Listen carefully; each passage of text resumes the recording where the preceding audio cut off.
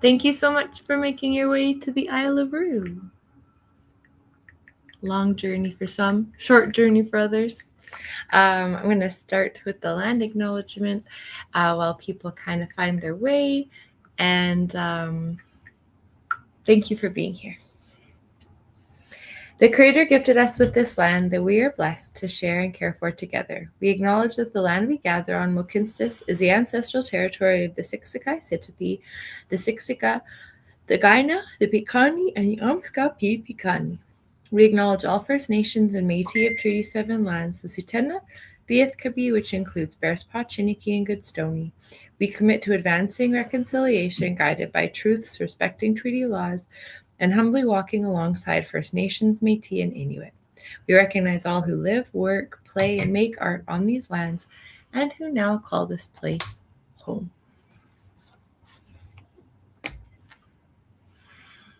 Number 9. Number 9. How many of these bad Number memo? 9. How many of these bad memo jamos should we do you think? Number 9. Number 9. However many we want, because it's just fun. Not what We can do whatever we want. Did you do all the things? Everything is happening. I feel like often there's more time for me to do the pinning to the top pin post. All right, I pin the top. I'll share it to my page. Share.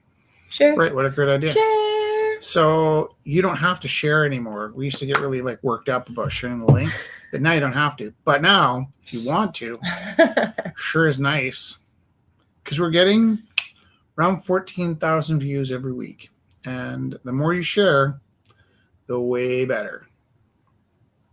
It's just nice to share people's artwork with people. Is and Theo with us ideas with people.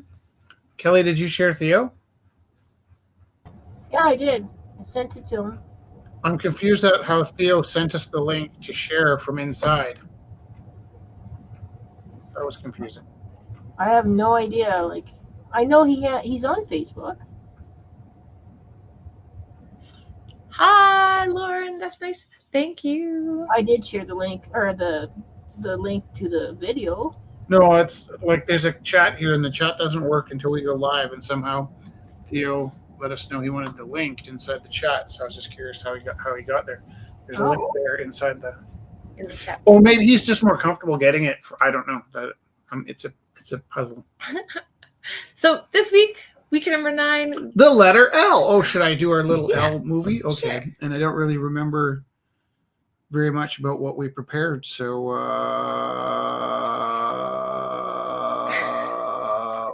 we have the wheel spinning. Right? We did spin that wheel. Okay. I must look stupid, just scanning through. You're not stupid. Where's my stuff? You're doing a good job. Okay, so we got L, and I really love the letter L. Love, love, love, love. Lino cuts, landscapes, life drawing. Is it this? La, la, la, la, la. I was like, who is that? I know, sometimes it's really difficult. You're talking. Actually, one of the reasons why I pick the sound sometimes is either to fall easier. That's crazy that we've been making it to this. Oh, yeah, 9, yeah. A letter L. Ooh, so Lauren! Going to La Loba L. Lola. Hi. This week, we spun L. L is for love. In my book, it was for La Loba. She's a life, death, life goddess, a crone. And we're talking about different things in art, the idea of line work and landscape and lino cut printmaking, which is one of my favorites. The idea of land. We're going to talk about losers. The losers that take over land from really cool people and want to pave it. Specific. Hey, paradise, put up a parking lot.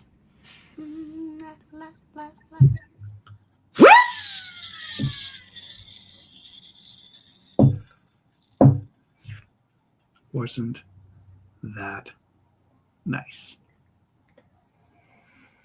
Papa. Boo. Actually, we still are on here, so I'll put this over here. This will remind us to be on our best behavior. Hi, Amanda. Boo. And this can go away. Get that ready for number 10. Yeah. That'll probably fall off, but I'm okay with that. It's a wild and crazy bulb. guy. I'm a wild and crazy guy. That was one of the things that we were across the street from one of my heroes, Steve Martin. And he was at the Look. what? Yeah, the look of it. And so I was going through a couple of his books. I read some of his stuff, and I wanted to just sort of get prepared because I thought, you know what, if I'm Steve Martin and I'm flying into Calgary, Alberta, and I got to go right by the Rumble House to get to Contemporary Calgary, I thought 1,000% Steve Martin is just cool enough that he would see us and stop in to see what those crazy cats were about, and he did not. I mean, it's ridiculous to think he would have. But I thought the same thing about Tommy Chong, and I'm going to tell you, Melissa Etheridge left her bus outside our door for 2 days straight with the engine running. And so we used to have a lot of like big stars within about 10 or 15 feet of our gallery, but none of them came in. Well, let's see. Who were some stars that came in? Well, Everyone who came and made art with us. Amanda came in. I'm on YouTube. Actually, Theo, can I tell you this? I'm slowly warming up to, because YouTube was our whole ticket when we opened Gorilla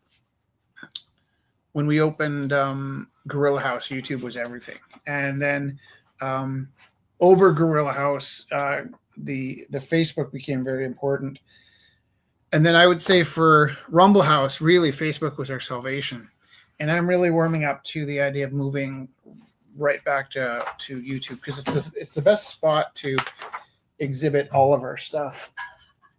So thank you for that, Theo, for moving over to YouTube. I don't see you yet though, unless you're down here. Well, if he's on YouTube, he's watching. YouTube. Oh no, he asked for a link. I don't know what's happening. He's able to communicate with us. Oh, because are we not able to post a link to YouTube? Who knows? Is it too soon for a video? Is it? Video file. I got, what was this one, morning? What was this morning? I did not remember what I made for this. Maybe this is really old. Oh.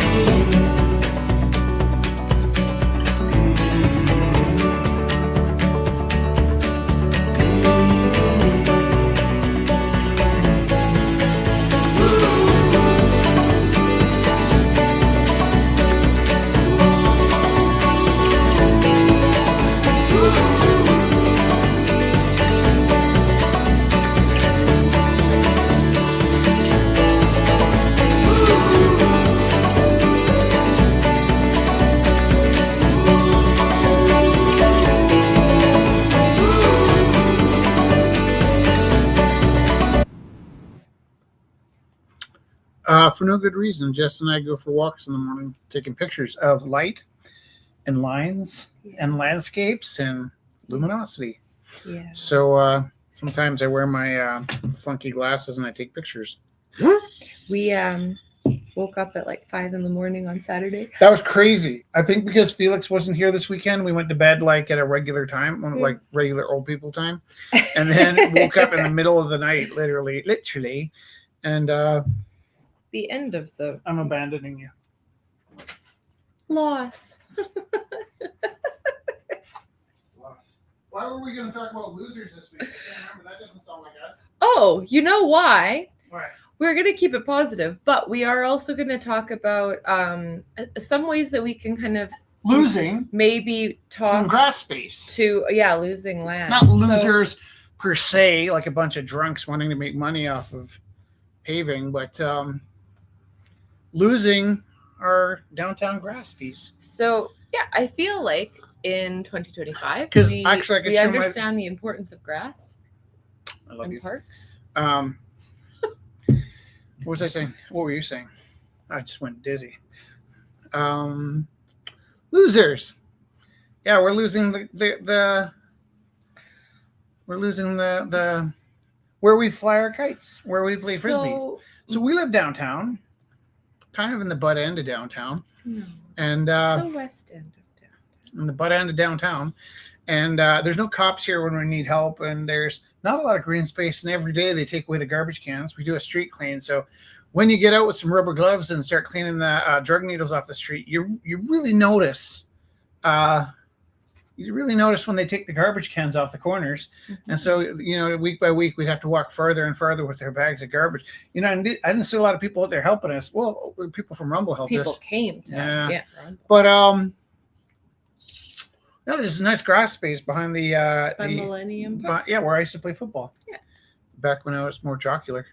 And we went and flew a kite there in spite of the tornado that ripped through. And we fly kites and frisbee frisbees all the there. time. So that's kind of our green stretch our legs spot. We'll have to find a new one because they're going to pave it. It's not just our green spot. It's all of the families that live around here. That's a free space. My green spot. It's no, It's mine. but I think the impact is that there's families that live here, and it's a free space because there's very little free spaces in the city, and it's a space where people can go and be outside together.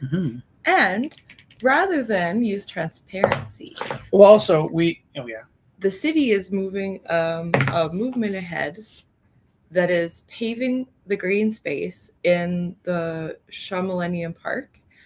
And Can I just say Shaw Millennium Park? Sounds like Shamala. Enium Park. On the way to Shamala Millennium Park. Ooh. And the idea that the people in the It's city the way aren't things valued. happen. Yeah, it's the way things that happen. Because you know what? I think that the Blues Fest will carry on and could carry on without too much trouble.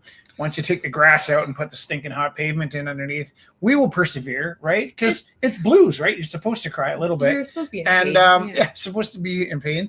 And but so the Blues Fest will persist, but they got evicted and then reinvited and then evicted again. And so it's getting yanked around for something so pointless as putting pavement over grass in a world that needs more grass and less pavement. I like pavement, by the way. Pavement over grass to accommodate a 10-day drinking binge for the Cowboys beer tent. Well, That's why Yeah. they're paving it, because the company owns it. But guess who is paying for it is the taxpayers. our souls And that our want to touch what the spirits. grass is paying for. So there's petitions and Other there's petitions? yeah, Isn't that and nice? there are letters Puppet to be shows, written, puppet shows and and there petitions. are also puppet shows. I wonder if I have my puppet show available because I made a puppet show. However, I kind of think I forgot to share it to myself. Did I? On your desktop? So weird. I'm such a Regardless. weird guy. Yeah, it's not handy. Well, you're interesting. They're paving paradise. I've heard that somewhere before. Yeah, they're not even putting up a parking lot. They're putting up a drinking spot. You can get drunk on grass better than pavement. Like there's going to And be it's less dangerous. You can't sit down. So Yeah. people that rent chairs will benefit, I think. Yeah, there's that. Like you said, chiropractors will benefit. Right. Sore back. The tents will blow away because you can't peg them down. Into the ground, yeah. But what I know, nobody else knows, is there's water that runs into that park and all the pavement will crack and break.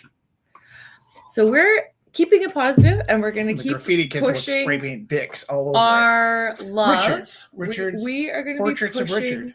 our love out there to Cindy and to families in our community. Yeah. And I froze. Look, I froze. maybe It's a bad word.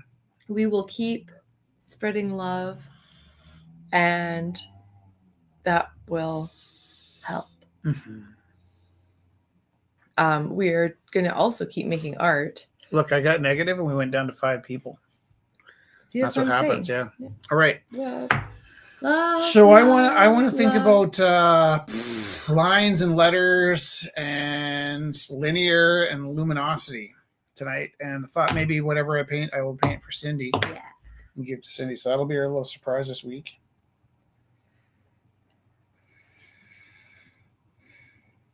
If you want to contact us, you can do it a few ways.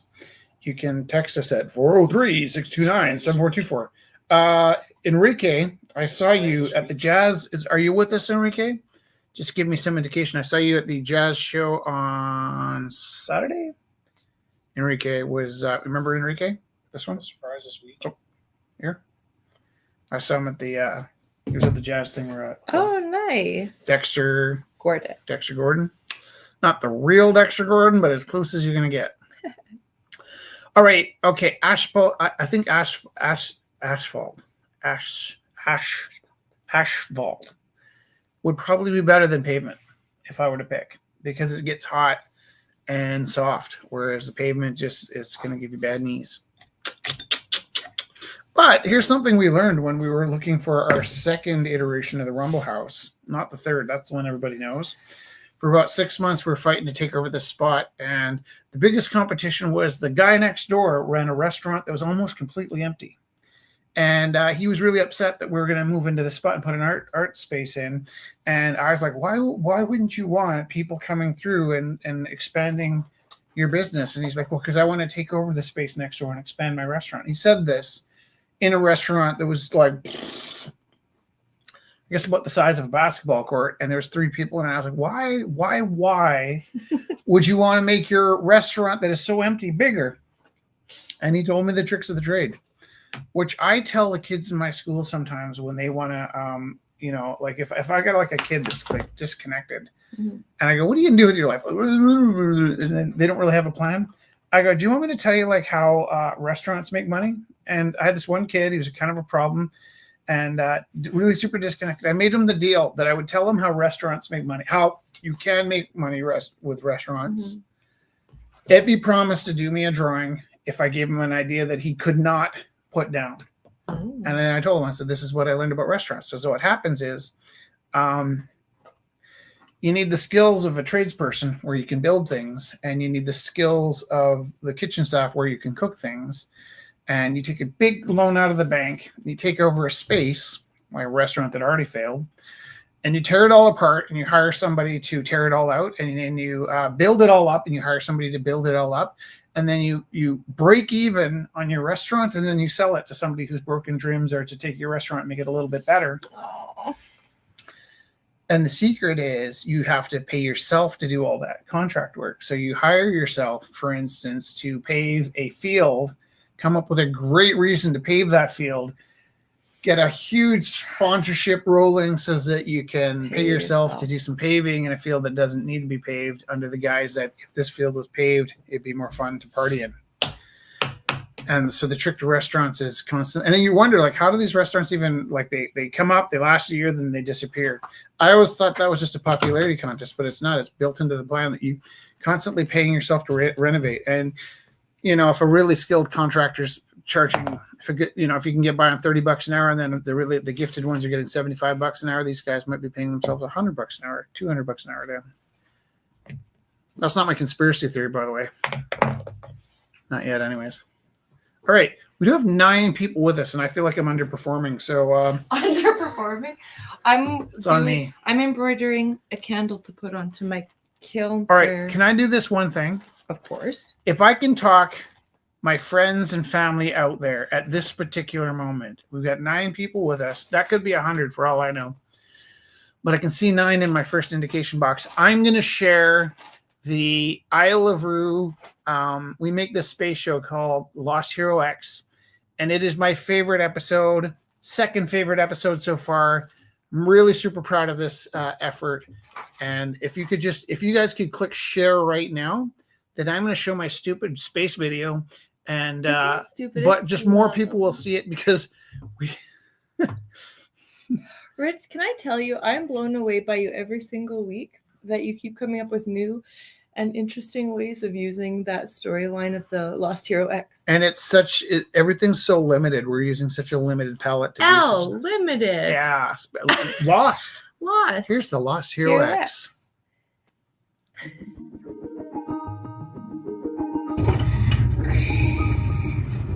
Oh man, she's so great. She can do anything. She does everything well. She never has to try. What an amazing woman. How did I get so lucky? Hey, did you say something? No, just thinking. About what? Well, you know, like, space is big.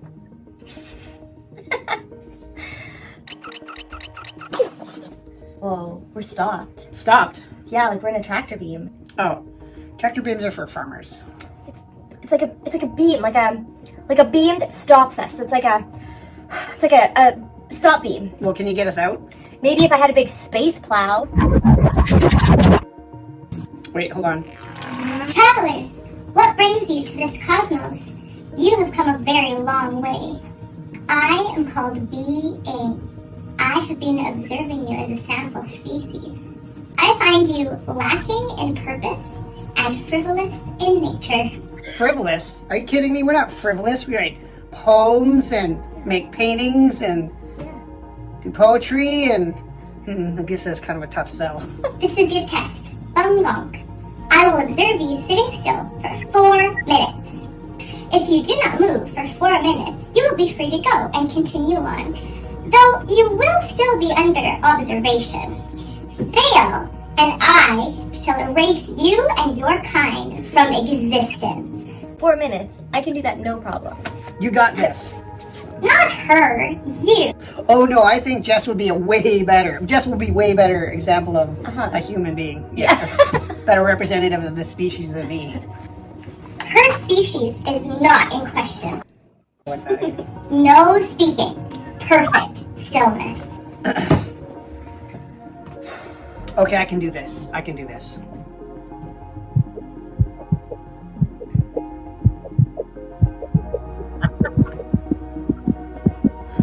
What if I just...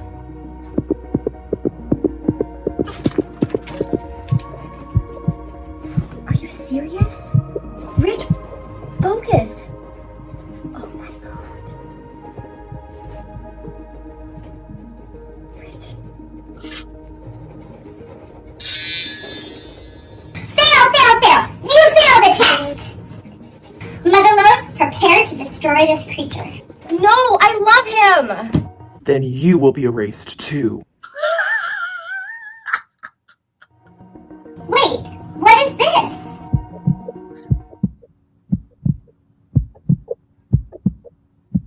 You used energy from your sun to make markings on this paper?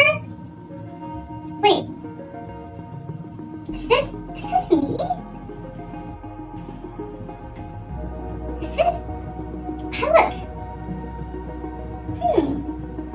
I must ponder this. Do you think she liked my drawing? You almost got us erased. I almost didn't get us erased. You are one lucky son of a... Gun! Oh, whoa. This really is a good likeness. It's like you got her essence. Have you ever seen her before? No, it just came out pretty easy. Like, felt like I'd just had an urge to sketch, and I felt like it felt so natural, like I'd done it 1,000 times before.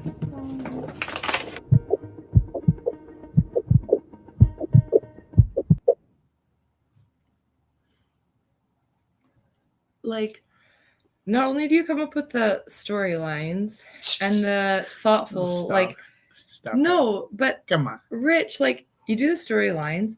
Then you have like either me and Felix, or me and Felix and Galen to like try to work with to like shoot your storyline. It is hard keeping it Then all in you my head. edit it. Yeah. I actually edit Then- it before I shoot it. Right. But then you add like the sound and like you put it all together, and it's like, we have this philosophy that there's no second takes, kind of based off of Jim Henson. Is like we just pretend like film is really expensive, and so part of the quirky, weird goofiness of it is it's intentionally bad. My friend Kevin at work keeps giving me advice on how to make them better, but I don't really want them to be better. I like them to be strange. All right. It's 7:26. It's time for me to get to work. yeah. I was going to paint something for Cindy. I think every year I paint her a picture of the Blues Fest, right? Yeah. I'm going to work landscape, and I want to have some letters. What? Everything's L. Yeah. Do you notice how often it pops up when you're Thinking about that letter. Yeah. Surprise this week. It's really neat. How come people? We're getting lots of positive feedback here. I don't see anybody joining us. Put your face on the screen, and I'll give you a painting. Did you show your painting of the lady? Did I? Just now. Oh, yeah, that's right there. Here, I got some other paintings Just one. that I would love to entice you to. No, Just one. I have a stack of paintings. Those are all set for people. That's a stack of people. There's This is there's names on all of them. This is something actually I could send this to Cindy because The it's. land. Let's just say it's a bit of a witch, but a good one. And there's some luminosity. There it is right there. And then she's connecting with the land, which hasn't been paved over. And there's butterflies and stars. So actually, maybe this is a perfect one to send Cindy. Oh. I love the picture you just showed. This one. This one, Mom. Well, I'll tell you what. If you mail me a letter, I'll mail it to you. I know you've mailed us letters, but this one you got to mail me a brand new letter, and it's Space Jessica. But the camera moves like upside down backwards, so it's like constantly a struggle to get things. But yes, send me a letter. And we don't have new letters to read this week. No. Did we have new letters to read last week? Yes, we Okay. read Mom's and Theo's. Right, and so we got ahead of ourselves and started mailing things. That's one. I'm just gonna count how many times. Nobody believes me. She keeps like beating me with her elbows while I'm painting. I shouldn't joke about that. You should be so lucky. Yeah. I know. Okay, something for Blues Fest. Something with luminosity and Love, or the Anunnaki. Love. Love? Dun, dun, dun, love. What do you love about Blues Fest? Love. I love how inclusive it is. There's like all Yeah. of the different groups of people come, and Mhm. they're kind, Mm-hmm. and the kids that like dance on the grass, Mm-hmm. and the like all age groups, all different kinds of people. Mm-hmm. It's like diversity, the Mm-hmm. landscape, that it's so close to our home that we can just like Yeah. run home. It does make you wonder like how long we're going to last, right? Like there is quite a bit of sort of pain and suffering that went into running Rumble House and Gorilla House. And so we didn't get pushed out in any way. We left on our own terms, which I'm proud of. But now that we've left, I'm actually kind of shocked at like it hit me when I saw Cindy struggling. The weight of it of like, because we've always kind of managed our own space and our own rebelliousness, Stresses and then so like things would happen, like they'd shut down the street outside our gallery on the day we needed to collect checks, or they'd close all the parking off for 2 years, or just even little things like I think if we were in Rumble right now, we found out they're taking away the green space across the street without talking to anybody on the block. They took away the parking. Like there used to be street parking, and they took that away, but then they took away the leftover bits of street parking for the construction across the street. I think those like daily little slights for small businesses are really hard. We're not running one anymore. Mm-hmm. But part of the reason we live here where we live is because we're connected to the block, we're connected to our neighbors. Mm-hmm. When things go wrong in the building, we get down and fight for our neighbors' sake. So we're kind of advocates for a lot of people. Yeah. But You know, like sometimes I feel like as they're like squeezing out the green spaces that like, do you want people to live downtown or not? Do you want urban density Right. or They're not? like, we want to fill the buildings. Like, no, you don't. And pave the Like, grass. And we can yeah. have grass in the suburbs, and the people that live downtown can go without grass. So people from the suburbs can drive in and get plastered and throw up on the sidewalks. Well, and the thing is too, they always like brag and share that Calgary is like this great place to live in on all those lists. But then the they're Blues taking, List is one of the draws. they're taking steps The Blues to Fest is one of the- systematically yeah. take away things that help our quality of life. Yeah. So it's like the people who live here love this space, and it's like I don't know. I think it's the transparency that needs to be worked on in the city. Yeah, like more they communication. push things through. Yeah. And I was reading that article that Cindy shared, and it's like they had to pay just to like look for information to see what was happening. It was like $25 to even request information, and then they said it was Rose, if you just click on the duck, what'll happen is it'll ask you to log in through Facebook or YouTube. And then as you click through, you can join us. If you don't want to, that's fine. If you want some like tutoring outside of the show, we can help you out. But if you want to join us, it's pretty fun to come and put your face on screen and have a conversation. You can promote whatever you want to promote. And it's just it's why we do this.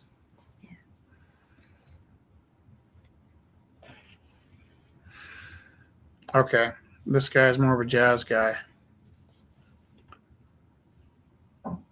than a blues guy, but I want to paint a jazz guy. I think at the Ooh, you know what I'm gonna paint? That's so funny. Oh, that is funny. Okay, that doesn't even make sense. Once logged in, how do I join? It should. How do I answer that? It gives you directions all the way through it, unless I didn't send you the right link. So maybe what kind of can you take a screenshot of where you're stuck?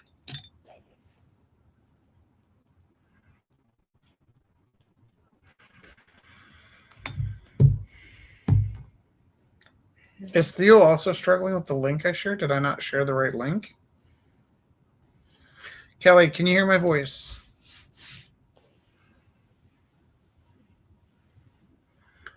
No. Yeah, I can hear you. No, Kelly, which link did you click on to join us? You sent me a link, and I sent that link to Theo. Can you just post that in the comments to make sure it's the right link? The same as the one that you used to join in? Yep. All right.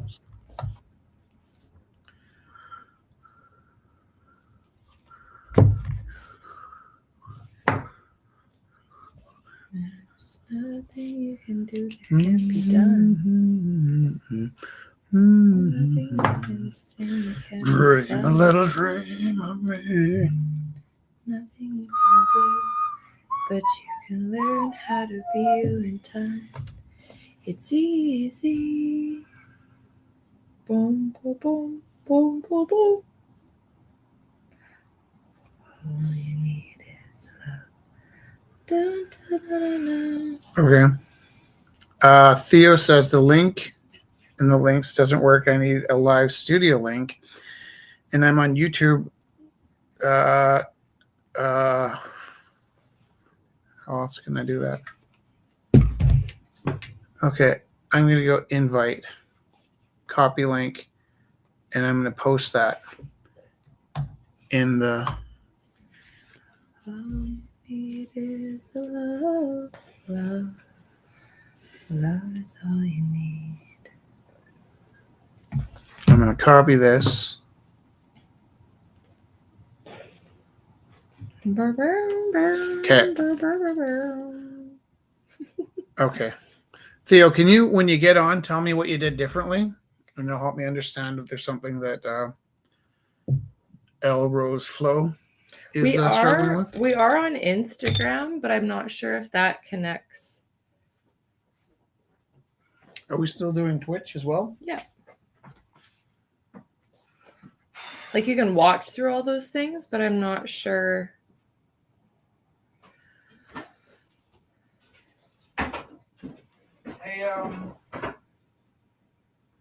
If you were my paintbrushes, what would you be? Oh yeah, where's your box? So I saw all of the gouaches are in that see-through box, but I don't know where your. Those are new washes. Ooh, I put one of the ones I saw. Oh, on the piano bench. Hey, Theo. Hello. Oh, on the piano bench. Hey, Theo. Hello. Oh, on the piano bench. That was funny.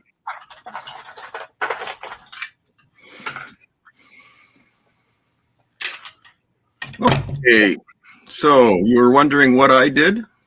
Yeah.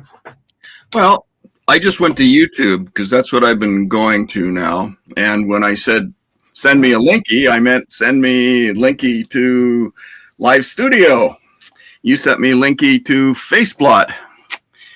And how do I send it to Live Studio? Kelly did send me a link to Live Studio, but Messenger said, no, sorry, we don't like it. Have a nice day. So anyway, there we go. I don't even know what that would look like to send it to Live Studio from here, though.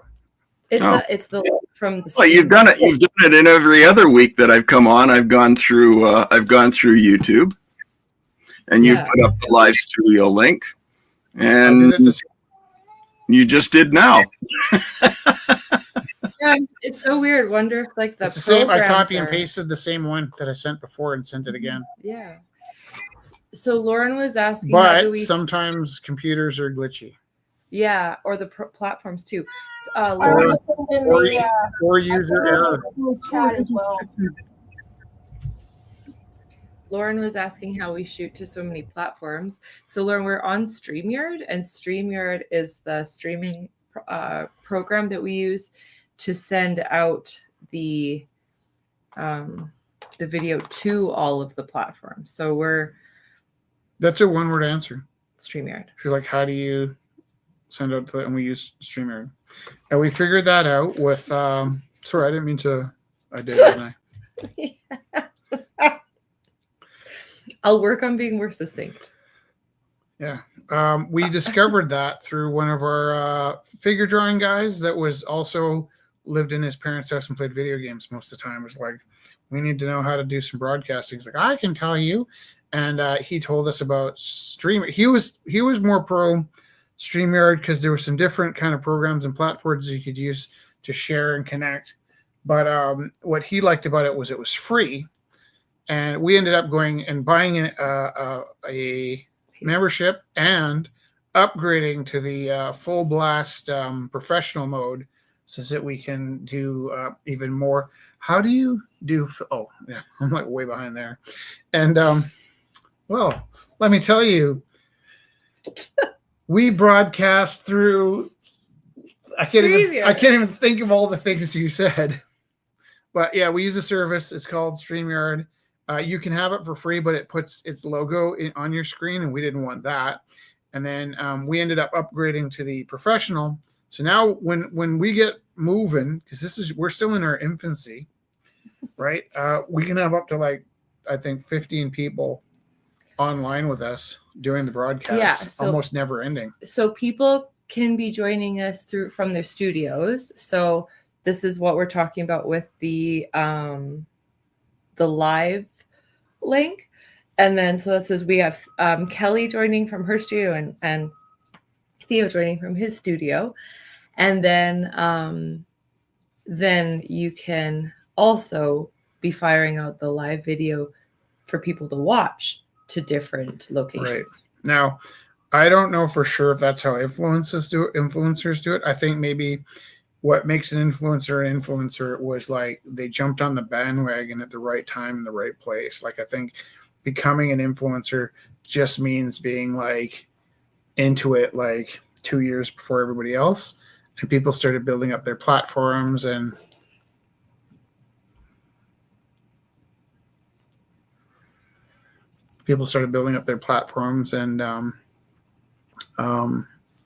building an audience early on.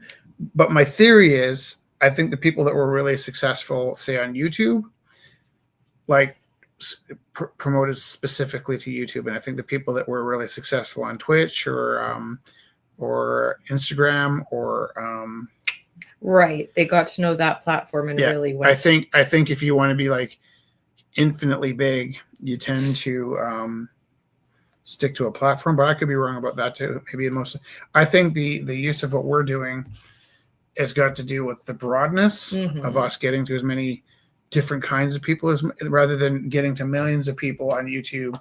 We're sort of reaching out to lots of different places, trying to see where we can get to. Yeah, so Lauren was asking, can you reply to comments just from here? So all of the different comments from all of the different platforms come to one list on our feed. And when we put it out, it comes up many times on ours, but just once to the different locations. So like we're on our different pages on Facebook, YouTube, Twitch, Instagram currently. Yeah.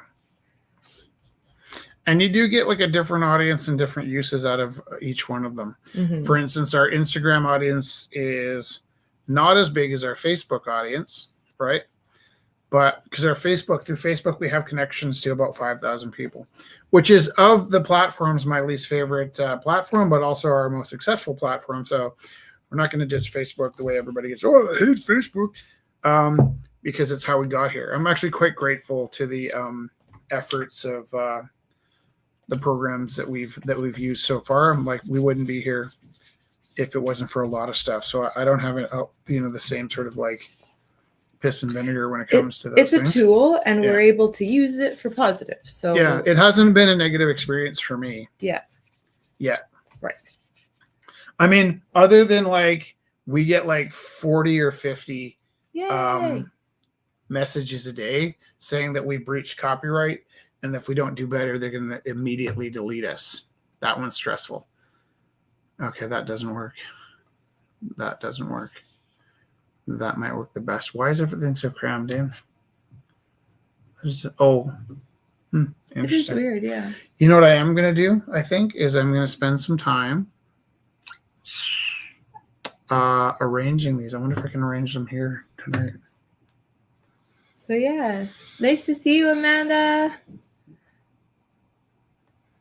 Hello. Hi.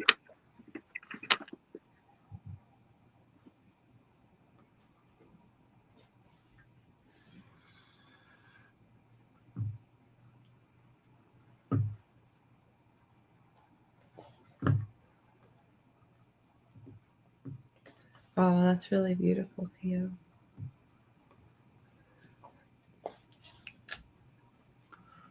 Should I bump myself out? No, I'm here.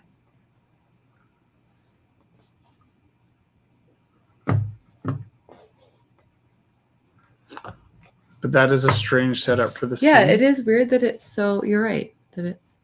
Maybe there's just some weird like electricity in the air. Maybe.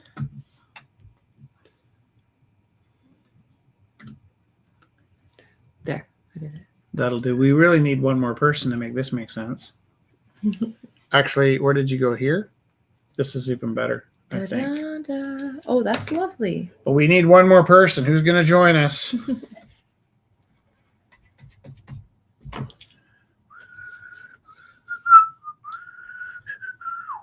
you have more videos? Just checking.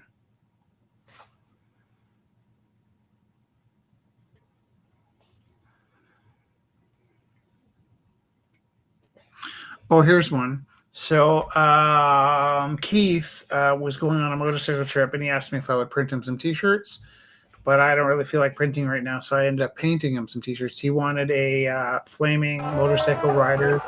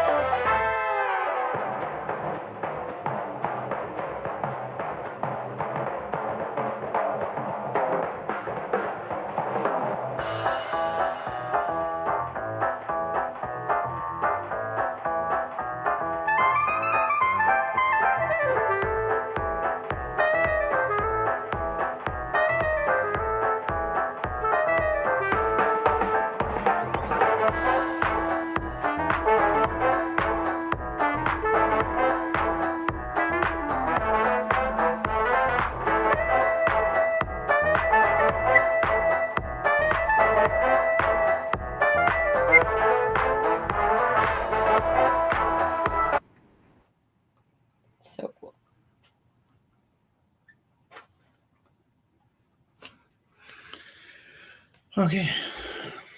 It's not nice. Isn't that nice? So this is my new paint set. This is my old paint set. Which do you like better?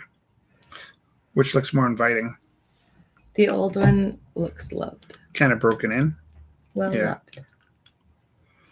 I have like so much guilt when I switch to a new paint set. The old ones are like, help. I know. Is that weird? Kind of like teddy bears, I guess. Totally. Yeah. I often give them away. I look for opportunities to give my paint sets away. That's pretty sweet. That's a pretty personal gift too. Right. It's usually like when one of my students feels like they're being like left out in some way, like, oh, it's not fair. How come they got a canvas and I didn't? Well, I ran out of canvases and I bought them myself. So I also ran out of money to buy more canvases and that kind of thing. So I give them my paint set. That's sweet. But then, because it starts out with them sort of feeling like, what? Yes, I like the new one because it's new and my brain is smooth. Yeah. Smooth.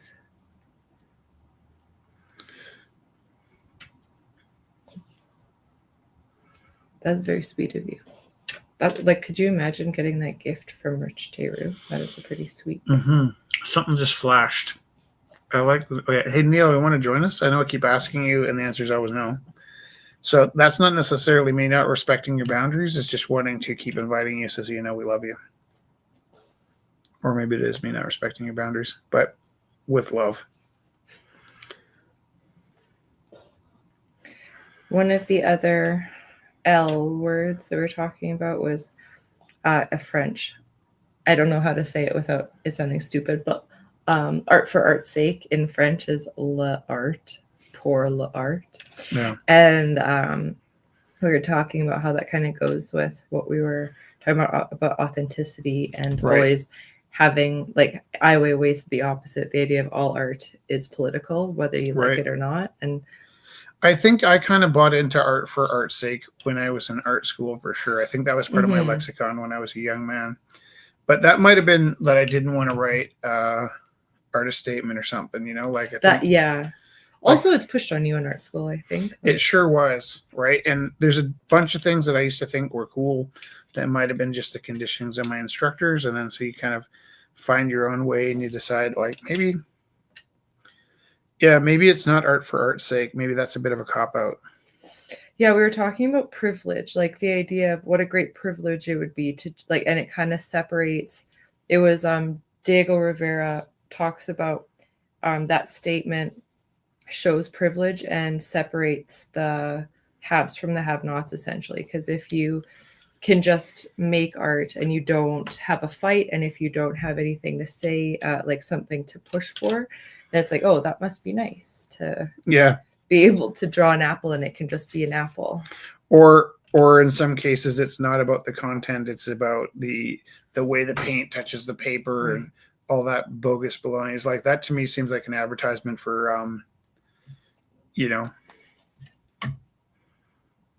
Winsor Newton's. Like it's it's not about the narrative I'm telling you. It's about like how Winsor Newton's touches the paper. It's like, I don't know. I think there might be more to it than that. And that when you're in an extreme situation and you don't speak, you're still telling stories, right? Like, you can't be watching an apocalypse silently and sipping on a margarita without making the comment that you don't care about the impending apocalypse. Right. Speaking of impending apocalypse, yeah, it was the way that it unfolded for me that I had woken up in the middle of the night with an urge to check my, not my social media, but like, the sort of the news feed or what have you. And came across a couple weeks ago a story about how this asteroid was plummeting towards the Earth, and there was a 1% chance that it was going to hit the Earth, which doesn't bother me because I'm, pretty mathy, and are things allowed to just be nice? Yes, absolutely. Things are allowed to just be nice. But we're talking about when things have to be just nice. And that's a total difference than things are Right. allowed to be just nice or you get a D plus because you looked for some inner purpose for what you were painting. So for sure, everything's allowed. We're more coming from the other extreme when it used to be frowned upon. Right. That is true. Yeah. To be seeking anything more than just nice. Although, I don't know if you know this about me, I hate the word nice.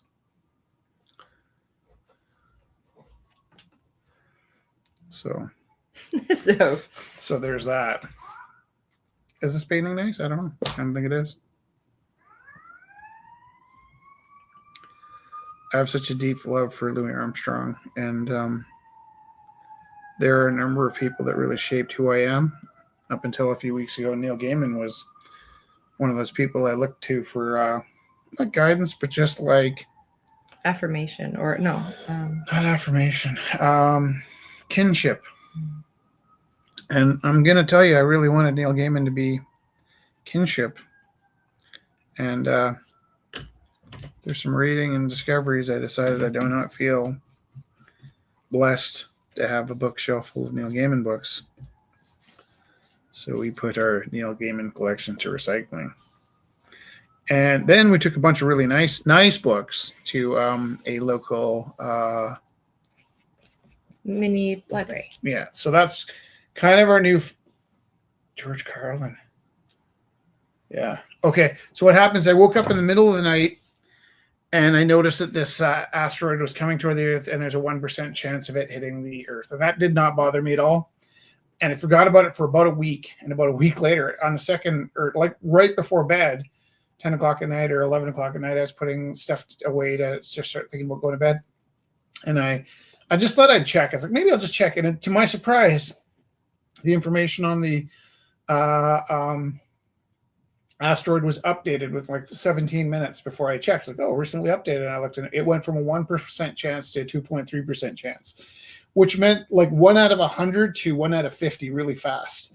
And then I didn't think about it again for another week. And at the end of the next week, it was up to a 3.1%, which is, I think more like 1 out of, what's that, like 1 out of 60 or 1 out of 30 chance? Yeah, 1 out of 30% chance, not percent, but 1 out of 30 chances. And then as that kept escalating, I started wondering if I was getting the whole story. And then it's been reduced to a point. Yeah, it's fluctuating. It's been reduced to a 0.3%, which means more like 1 in 300 chance of it hitting. And I'm pretty happy with the 1 in 100 chances. I'll take that risk, If I'm playing roulette and there's 100 chambers in the gun, 1 bullet, I'll bet $20 on that. But 1 in 30, not so good. Tell me about George Carlin. I love George Carlin. I want to know what you're thinking about, though, because he's one of my faves. Sometimes he's kind of a dirtbag. Well, in context, he probably wasn't that much of a dirtbag. This is interesting because I'm a lot less judgy of George Carlin than I am of Neil Gaiman, and they probably had a lot in common. And it's not that I'm like leaping on the. It's not that I'm leaping on the cancel bandwagon so much as I kept looking to my bookshelves, thinking, "Wow, I don't want to look at that side of the room right now because there's some bad energy over there." But it is fun, like, because we have so much in storage in our storage space. Look at that flame. This is a jazz musician and a blues musician, and so that's for me. I think I'll keep it unless somebody writes me a really interesting letter asking for. Neil said you don't like the word nice, and neither did he. Oh, interesting. Love it. Yeah. Yeah, I wonder what was his take on nice. First of all, like the actual definition of nice isn't what we think it is. And then second of all, there's something really kind of like grooming about that word, right? And so a lot of times when you use that word with me, it's like, I'm like, hey, like. You said it well, because you're like, well, it if you're saying that, oh, like do this nicely, or oh, Be can you do that nice. nicely or be Yeah. nice? It means it implies like if I'm you not don't do doing it things this way, if I'm not doing things the I'm way, not nice. yeah, right. And then here's a private chat. So I didn't mean to overtalk you. You can overtalk me anytime. It was just a good idea, and I wanted to. Yeah. No, not overtalk you. Oh, yeah. Show us where your art is living. Can I tell you this? This is a little exciting. You could log on with us, and who joined us? Da da da. Who else is this? Fun. That's a rich day. Okay. Painting. Is it? Hello. Hi. Hi, Zach. How are you? Excellent. Thank you. Thanks for having me. Yay. Okay. Rose Flo, can you flip your camera to landscape instead of portrait? Oh, me too. No, you're good, I think. Maybe. Well, actually, these are all good. No, if everybody's landscape will all fit in better. Oh, let me try. All you do is just turn it. Oh. There you go. Okay. Thank you so much. Thank you. I was in settings trying to figure out the back camera, so I thought I'd Don't work too hard. No. So anyway, I got this set up for the meantime. And also say welcome on board. Like it's nice that you arrived and it was painless, right? Once you got in? Yeah, I had some password issues, so I was MIA for a minute, but we're here now. So yeah, there's like a forest scene in this spare room for now. And I added your little, this painting here, which it's really nice. I love that. That totally looks like my style. Can you go up close? And that a 100-year-old sewing machine covered up underneath, but it totally fits too. And I recognize that, but I don't remember painting it. I actually have some serious blackouts from running the Rumble House because my brain was so taxed when I was doing stuff that I often don't remember those evenings. Isn't that crazy? Well, I made you sign it, but I'm not sure what you wrote. It says Peru sideways. Okay. It's the same thing. You got to flip the rotation. I don't know. I still don't see it, but I'll keep trying. Put your finger on the plus sign. Like yes. Now that's the letter T, but it's a small T. Now go down one letter. Okay. That should be an H. And then I rotate my direction. So go. Can you get closer so I can see it? Yeah. Oh, sorry. There we go.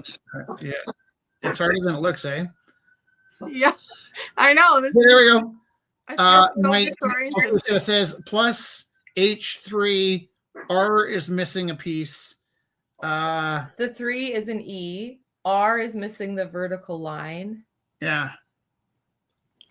That's because I'm edgy. I thought you were doing it to be like coy or something. Like no.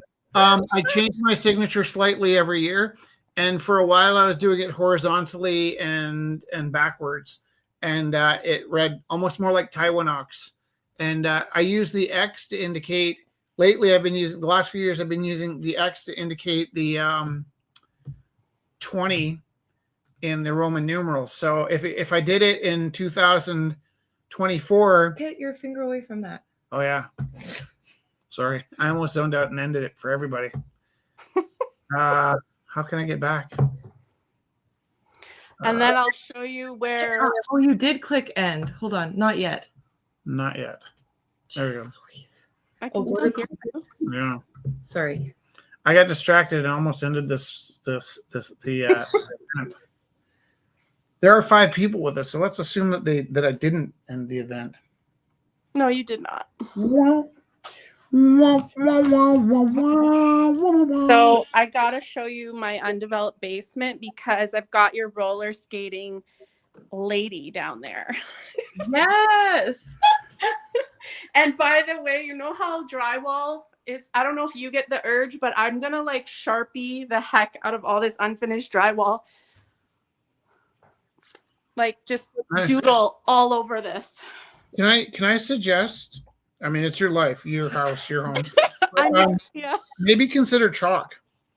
Well, funny you should say that, but the drywall I want a Sharpie, but I've got a chalk wall. Oh yeah, look. Yeah. Can I tell you why you might want to try the chalk? First, because it erases easier. Oh no, the opposite. Well, yes, actually. Your Sharpie will burn through the next 12 layers of paint that you try and put on that drywall. Yeah, I was wondering about that. So this is even if you use like tempera paints on the wall and then you paint it over, a week later those tempera paints are going to start showing through. But if you use Sharpie, you'll be painting that wall 15, 25 times and it'll still keep. It's like that's the purpose of the Sharpie pens, is it's not going to go away even if you try and cover it. Oh, okay. Yeah. So this huge wall here is wood and cement, and I've made it a chalk wall in this basement. And where are you? I'm in my new place. That's huge. Thanks. I think, yeah, it's great. It's like my dance studio. I've got a little dance studio here now. And then this is all my classroom junk in this side. It's storage. Are you living in a basement, but you have it upstairs too? I'm not living in the basement at all. This is my storage space. This is all my classroom stuff. And then we put up curtains here. And then you'll have the other side of the basement, which is now just a little rest spot. And then that's where we dance. And this is where we draw. And look at where your pole is? That's and she joined us on the chalk wall here.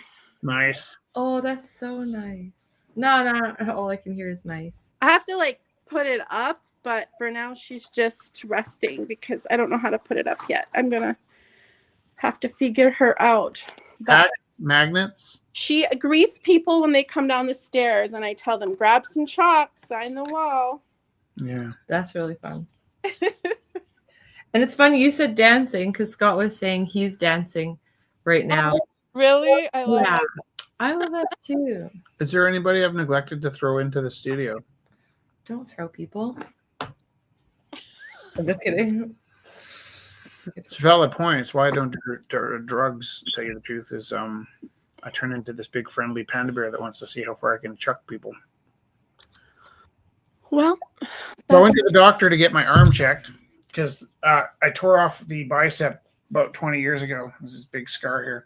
And then I dislocated it over Christmas. And I had these funny conversations because I've been to the doctor twice, and both times I think I was in shock.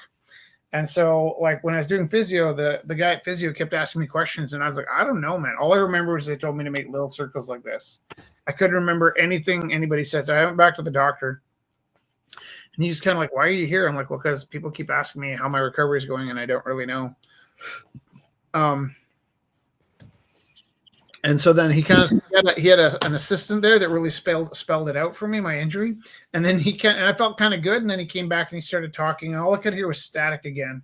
I think like when people are stressed, it's hard for me to follow them sometimes. And so part of my problem was I was in shock, and part of my problem was the doctor was so aggressive. Like he's just talking, and I'm like, just sounds like the wrong radio station, you know. Mm. But luckily, he had an intern there that sort of explained things to me, and he basically said, you know, you're not a spring chicken anymore. If you don't be a butthead, you won't dislocate your arm again.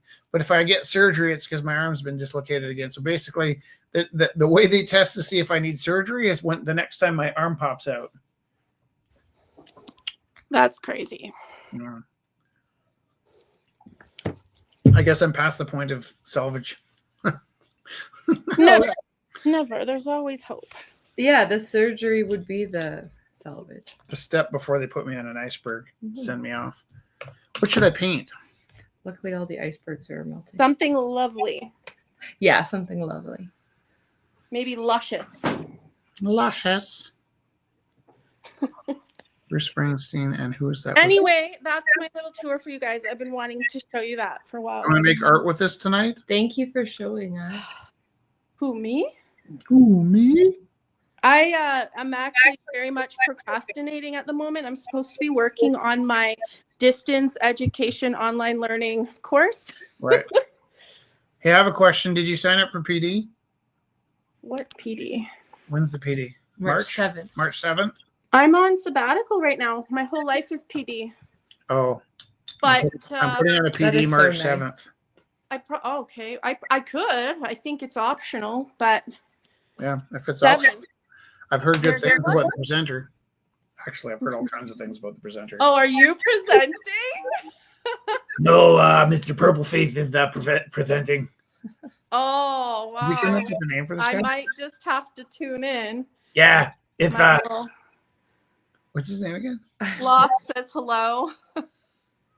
Ah, I like him. that's a pretty nice sloth you got there. Yeah, it makes me feel rich. We can bring the sloth into our space video. Be lost, sloth in space.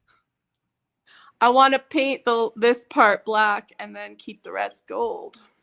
Yeah. But he would be great in outer space because he could just like float around on stuff. Did that sloth come from us? Did we give you that sloth? No, it was a gift from a friend for my housewarming. Oh, we had 900 little sculptures like that. Oh, this one's a lamp. Yeah, not a We had a lamp. sloth though. I bet you there's room for a light bulb. Right there. That's really nice. And now all I'm saying is that's really nice. Isn't that nice? Thanks. Anyway, I'm gonna stop participating as much now and probably I'll still stay on though because I haven't listened to I haven't been on a full episode yet, so I feel bad. But have you watched any? Do you want the truth? Yeah. I honestly have. I've tuned in and then tuned out. Like I haven't watched a full episode yet. We haven't been alone. Like I think the broadcast is getting around 14,000 views a week. That's great. Now when I say views, doesn't necessarily mean somebody watched for 2 hours. It means somebody watched. And we get a little bit of feedback that I think out of 14,000, there's about 5,000 people that are watching long enough to register. And then I'm guessing there's about 50 to 100 people that watch all 2.5 hours, which is pretty magical. Wow. Yeah. But I was actually, sorry. I wonder if you go into analytics, if you could find out more stats on that. Yeah, you can, but they're quite vague. Like we have really strong analytics, but they can't tell you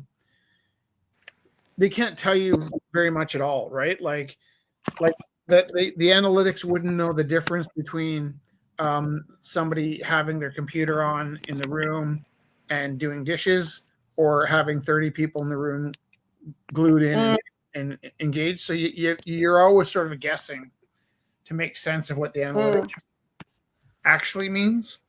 Yeah, that's true. Even if you had the full watch time. But the other thing is, we have watch time as well. But again, it's all very open to interpretation, I would say. And even when you do some research on how to interpret it, have you ever done that? I've done the Instagram stats and tried to figure that out. Yeah. So even when you sort of like look it up and find out what this means or what that means, you realize a lot of it is still, even on the statistics end, pretty speculative, right?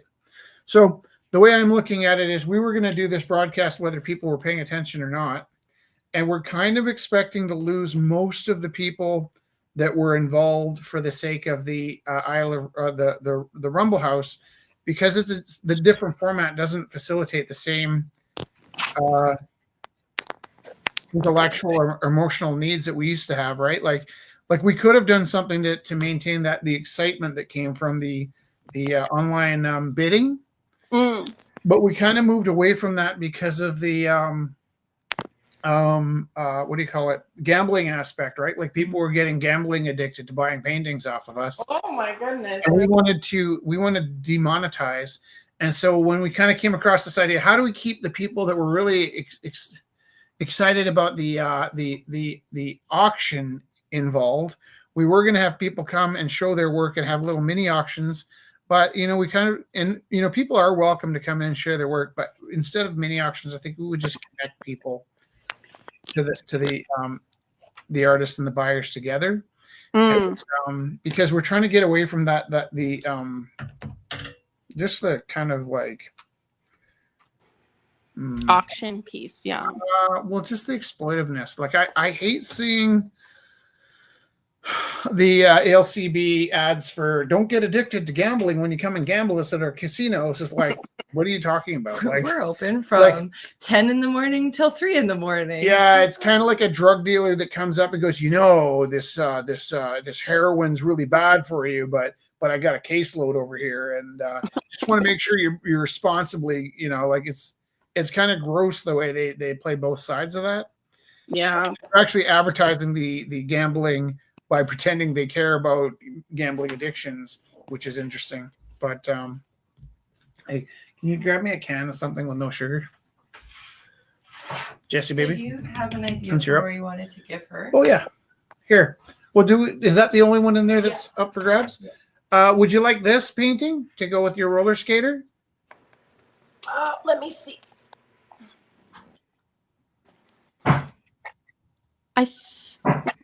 It's a little provocative.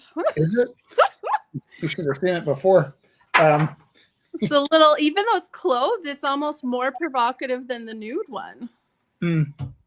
That's okay if you don't want it. We're just I was painting the other day, and yeah, no, it's I nice. wasn't sure if the expression came out the way I wanted it to, so I reworked it to make it seem. I didn't want it to be provocative, but it ended up kind of provocative, and so I thought that was the PG version of it that had been corrected. But I do see what you're saying. Yeah, I think my audience, it just might not fit because I got a lot of nephews and stuff now. But I kind of feel like, in terms of the art gallery, it was beneficial for me to know when people were coming in, because you have different kind of like visions just sitting around the house and painting, and then I finished the painting. I'm like, oh, like, are people allowed to see this? So I thought that was the less. I didn't think people would notice it was provocative. I guess it kind of is. Maybe if she had like something on the floor in front of her, but then it would block some of your work on the main body. But what it was meant to be was, I think sometimes myself, people would assume I'm male, and there's a certain way that men sit sometimes that would imply a level of confidence and lack of self-consciousness. And I was trying to capture that confidence, and I just forgot of my wife and myself as beings, and I was more thinking of a storyteller and how body language dictates confidence. And I feel like that happens a lot that when I try to paint somebody flexing like an animalistic confidence, that it comes out more like late night television or something. It depends on the viewer as well, No, I'm looking at what you're saying, and I think you're right, but I'm just trying to figure out how to regrow that sense of like privacy, I guess, like, But it's okay if it's provocative. There's an audience for everything, right? Maybe. I remember the last time Sir Donald Trump was running for his first election, I suddenly felt less and less inclined to share figure paintings with the world based on what he brought to the table in terms of respecting people in a dignified manner. And I was inspired by that piece of rotting, what have you, to not share my paintings. I got a flashback to art history university days, and I can't remember who the artist was, but way back in the day before internet and even before, I think, phones, there was an art gallery where you had to like go behind red curtains to see those. And I can't remember the artist now. Jeff Koons? No, it was a much older, like what, maybe Picasso? No. I get what you're saying. I don't know. I don't remember, but it was a huge, like. Huge deal. It was a huge. When we were in the Gorilla House, people would come in and be like, "Do you guys show nudes?" And they're like, "Well, why would you even ask that?" And yes, but like, how's that a question? And then we realized that there's just a difference. I think there's a difference in the way you perceive the human figure before and after art school, right? And so we become desensitized to, like extra sensitive to like magazines that are exploitive, like even the running magazines. Like that's not necessarily about running. That's more about beauty myths. And so I think we become a lot more critical, but in some ways a little more like I remember my VP at a school a couple schools ago came by and asked me, he was showing me a book of Picasso paintings. He's like, you know what these are, aren't they? And I was like, oh, I think that maybe you're referring to, there's a very abstract breast in this painting. But because there was like a curve and a dot, it was like, we got to get rid of this. Someone might see it. And I was just like not anticipating that negativity towards the figure as a form, right? Formerly, I was like, I had to teach myself that was shocking to people when they were like book burning the Picasso book. Just the way he was cracking the code that it was like a swoop and a dot, and that represented a boo-boo, You can't avoid everything. I mean, how many times have students found a magazine during collage week or whatever, be like, oh my God. And then you have to just say, what? We all have those. That's human nature. Yeah. Yeah. It is. Yeah. Like it's tough too, because even the do you have textbooks in your school? Yeah. Yeah. They're all pretty outdated. Oh yeah. Yeah. So basically, people are constantly throwing out the textbooks, and I'll keep them. Yeah. What I do is I'll keep piles of them, and I'll just each time I open one of the textbooks, it's last day. I'll have a kid come into class and like, what do you want to paint today? They're like, I don't know. And so I'll open the textbook and I go, just stop when you see something you like. And at first, I don't like that. I don't like that. I don't like that. I'm like, look, these are, whether you like it or not, the world's greatest art history paintings. So you're going to have to admit at some point that some of them are a little bit kind of good. And what their worst fear is I'm going to pick something hard. So I'm like, just forget about whether it looks hard or not. And give me an idea of what you like or don't like by just acknowledging something. Give me a scale of 1 to 10. And when they find something they like, I just rip it out of the book and I give it to them to go try and paint. And first of all, I think they're quite flattered that I would tear a book apart for them, but they don't know the book's on the way to the incinerator and it's been saved 5 times from the incinerator. And when I take that picture out of the book, I say to them, look, this is a difficult painting, but I would much rather you do a bad job of a difficult painting than a good job of a bad painting, right? So all these things matter. What is this? It looks like a fireplace. Who's that? That's Lauren. Oh, okay. Gotta show off my new stuff because all my money's in it now. That is a nice fireplace. Changes color too. I can go a different theme every day. Change it. Huh? Your fireplace changes color? Yes, sir. Oh, you mean you're painting it? No, the flames. Oh, gotcha. I mean, I could probably get some AI going and make me look like I'm painting it, but I'm not. Are you dabbling a little bit with the AI? I did for a minute, actually. Yeah, I had quite a few things going. I took a break from it now, but critical battery. Please. What made you want to take a break from it? Well, I took a break from the images because at first I hated it and I was like, nope, that's stupid. I'm not participating. That's fake. And it was driving me nuts because people thought it was real and they would like art that was clearly not really real. But then I realized it's not going anywhere. So I needed to learn how to do it and what it is and to learn to recognize it. So I kind of, if you can't beat them, join them. And now I'm realizing it's not just the images, it's everywhere. I opened a new version of Word the other day and I couldn't believe some of the settings there. Do you know you can add a table of contents in 1 second now? Like that used to take me 30 minutes to type up and, press enter how many times. Do you miss that activity? Pardon? Do you miss making your own? No, I don't. However, it did build a certain skill when you're first learning, and then Sure, because like when I look at AI, I think to myself, no one should ever waste time making a bibliography again.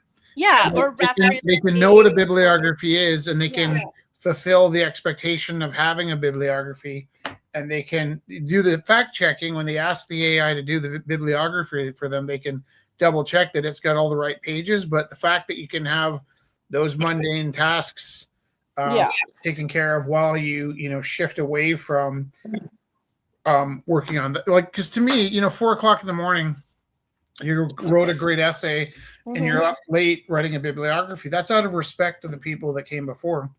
But if the computer can do that for you and you can check it to make sure it's right, I don't see any problem with human beings not doing that anymore. So I'm not bothered by that. I see it like math. You should know how to do the basics, but then you're right. Like if that's not your career to write bibliographies or reference lists, then yeah, it's a waste of time when I have other bigger. It's not going to be anybody's career ever again. That cat's out of the bag. Well, I don't know about that. My friend used a reference from AI, and the prof asked him where it is because he couldn't find it. So my friend, panicking, went home, said, "Okay, I'll get that to you tomorrow." Couldn't find it either anywhere. Panicking, asked AI again, "Where's this reference you gave me? No one can find it." And AI replied back, "Oh, that's an exemplar of a reference. We didn't realize you wanted a real reference." That goes with what I'm saying, right? You have an obligation to check. You need someone, to check if you're not going to check, because, you don't know if it's real or not. Let's say you're building a bridge and you can have a machine just drop the materials off in the right spot so you can assemble the bridge. You would not have the machine assemble the bridge and take a nap. You can use it to facilitate spreading out the materials, and then you still have to do the thinking. It's just the mundane tasks of even like when I script write, I like to use the AI to just make my formatting, right? Like, because I find formatting scripts just mind numbing. Going like bold type and I don't need to format my scripts, but when I write scripts, I like to be able to just sort of write them, jot them the way I as I'm writing, and then I just select the whole thing. I go, don't change any of my words. Can you clean up my formatting? And it'll bold print indicating who's speaking. And it is easier to read it when it's written. Right. So for the sake of the reader, which I think is the bibliography is there for the person reading the essay to know where the content came from. And it's also there for the sake of the writers of the stuff that you quoted.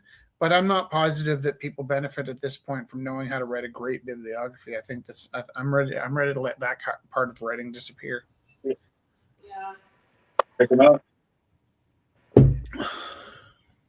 Does it not frustrate you how many hours we've wasted in our lives at university doing all that? And now the newer generation will never know. It's so many things like that. Why would that frustrate me? I don't know.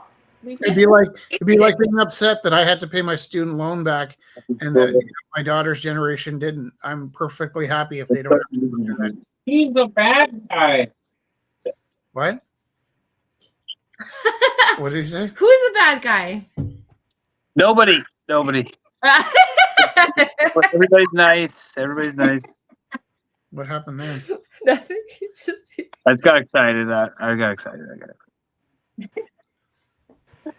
You guys were on something nice. I'm gonna mute.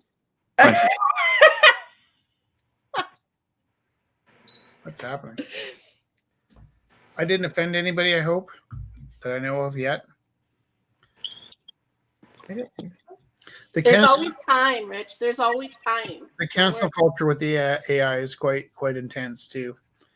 So do you think it's becoming like politics and religion topic? Like you never know how people are gonna see it. Yeah, but it's good to know, right? It's good to know what people's politics are, and if they don't like your politics, I'm totally against this argument that I have to like somebody that has different politics than me. Like, oh, you can't let somebody's political decisions affect how you feel about. Like, why are you telling me what I can and can't do? If you're a Nazi, I choose to maintain my right to not be friends with you. And if you support Nazis, I choose to maintain my right not to be friends with you. And I'm not saying that I'm going to judge every person for their political beliefs, but I do protect my right to not have to be friends with people if I don't agree with them. Yes. Or it's just a natural thing. Like it's a natural consequence if you don't have similar values to people that you just won't be friends. That's It's just natural. I remember when I ran Gorilla House and Rumble House, a lot of people thought I was obligated to be their friend because I ran an inclusive space. And they would call me out on it, like, what's this inclusion? I'm like, don't test my limits here. It's like everyone's welcome because every art form's welcome, but I think people had they didn't quite understand you are a person, and then that space was a place, and like we worked to maintain the autonomy of that space. Yeah, and you were your own human that has his own autonomy. And too. We don't have to be Facebook friends for me to be inclusive. Yeah, you can still come to the Rumble House. Yeah, and you can still come to the Isle of Roux. Okay, I have a question for you both. Yes. That's ominous. If you typed into AI, create me a painting of a moose or write me a lesson about moose, who's the creator of that lesson or that art piece? Is it AI or is it you? It's AI. It's the kind of, isn't it like the intellect of the group? Like it's pulling from humanity. I would say AI. I go back to that, you want your artwork and your writing and your lesson planning to be at best, at most, AI adjacent. What I mean by that is if AI is in the room when you're creating, you have to have a conscious and cognitive commitment to using your own voice and not leaning on the crutch of the AI. Mm-hmm. And if there's ways you can use the AI to empower, a lot of my friends use projectors. I think Zach is using a projector. Where is Zach? Yeah, that's good. Yeah, that's a good example. Right. And then so a lot of people that use, what's brave about Zach right now is he's using a projector fearlessly on the internet. I have a ton of friends that do hyperrealism, and it's their deepest, darkest secret that they use projectors. Now I have a projector, and I will use a projector if it makes my life more difficult. And sometimes I would use a projector in a way that would create an image that was much more difficult than painting out of my mind, but also would be a mystery to my friends that want to use projectors in secret. And I know I'd be driving them nuts trying to emulate what I did, because it's virtually impossible to do with a projector. And so, and then one time, actually, I did a painting and it turned out very realistic. I own a projector. I'm not above using a projector. But on a painting that I just painted with my hands, somebody I'd never met before asked me publicly, like, did you draw that freehand? And I was like, what the actual friggle-frack are you asking me here in public? Because that felt like a real violation. And so what I did was I took the same image, I picked up my Etch-a-Sketch, because I can draw in an Etch-a-Sketch the same way I can draw with my fingers. And I Etch-a-Sketched him. It was a drawing of Jessica. And I Etch-a-Sketched him a drawing of Jessica. And I think I even did like a live video of me turning the knobs and sent him the video. And he's like, okay, thanks, never mind. I apologize. And so that was a good way to defend that if I can draw it on an Etch-a-Sketch, then I don't mind if I feel like drawing with a projector. Using a projector, yeah. But I would really use a projector only to mess with my friends that lean on the projectors. And so here's the thing. If you let it become a crutch, it'll weaken you and destroy you, and you'll become weaker in 10 years. If you can find ways to push yourself to do stronger, better work with these tools, then you're working adjacent to the AI. You might be working adjacent to the projector, but you're by no means dependent. If you put a brace on your hand, it'll protect you from being injured. Yeah. If you live with a brace on your hand, your arm will become weak and dependent on it. Yeah. And so, I actually think there's a couple things. Yeah. Zach is like, I love it. But there's a couple things that I think we're ignoring. And a friend of mine had a daughter that tried to get into ACAD and it didn't work out at first. And I was like, you know what? Right now, I'm not positive that AU Arts is training the kids for AI. and I asked some kids in different universities right now, like, what's the AI platform? They're like, if you get caught, you're out. And I'm like, okay, so pretending AI doesn't exist in a university setting is pretty terrifying because the students are going to have to deal with the AI in terms of their careers.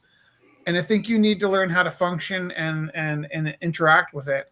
Yeah. But I also think there needs to be courses on rejecting the addiction and the psychological damage that can happen working near AI. And so I use the word adjacent a lot in a lot of my thinking. I think that you're fine if you're going to be doing your lesson planning next to AI. I think letting AI do your lesson planning for you would be professionally irresponsible. And it's not a matter of who owns it; it's a matter of that's plagiarism, right? So who owns the plagiarism? Doesn't matter. It's still plagiarism. So I think the trick is there's a lot of self-checking, and I think there almost needs to be courses in how to self-check and how to self-regulate the addictions and the potential for laziness, and then also to harness that energy so that you're using it in a way to push yourself harder. And I'll use AI to dig into an idea that most of my friends will get very frustrated with me halfway through the idea. So sometimes you have a big idea and you start going into the tunnel and it's hard to have a conversation with people. I'll have conversations with the AI that most people would have given up on a long time ago, and it'll stay with me right to the end. So like very in a way, politely too. In some ways, like I said, working next to AI, I consider AI to be my, most autistic friend that's willing to sit with me through anything. And but if you in any way let yourself lean on it, you're in for deep trouble. Mm-hmm. Yeah. Back in the day, long before computers, if you were a working illustrator, a very famous cartoonist, comic strip artist, Wallace Wood, had advice for everyone. It started with, don't draw if you can copy. If you can sketch, or trace, don't copy.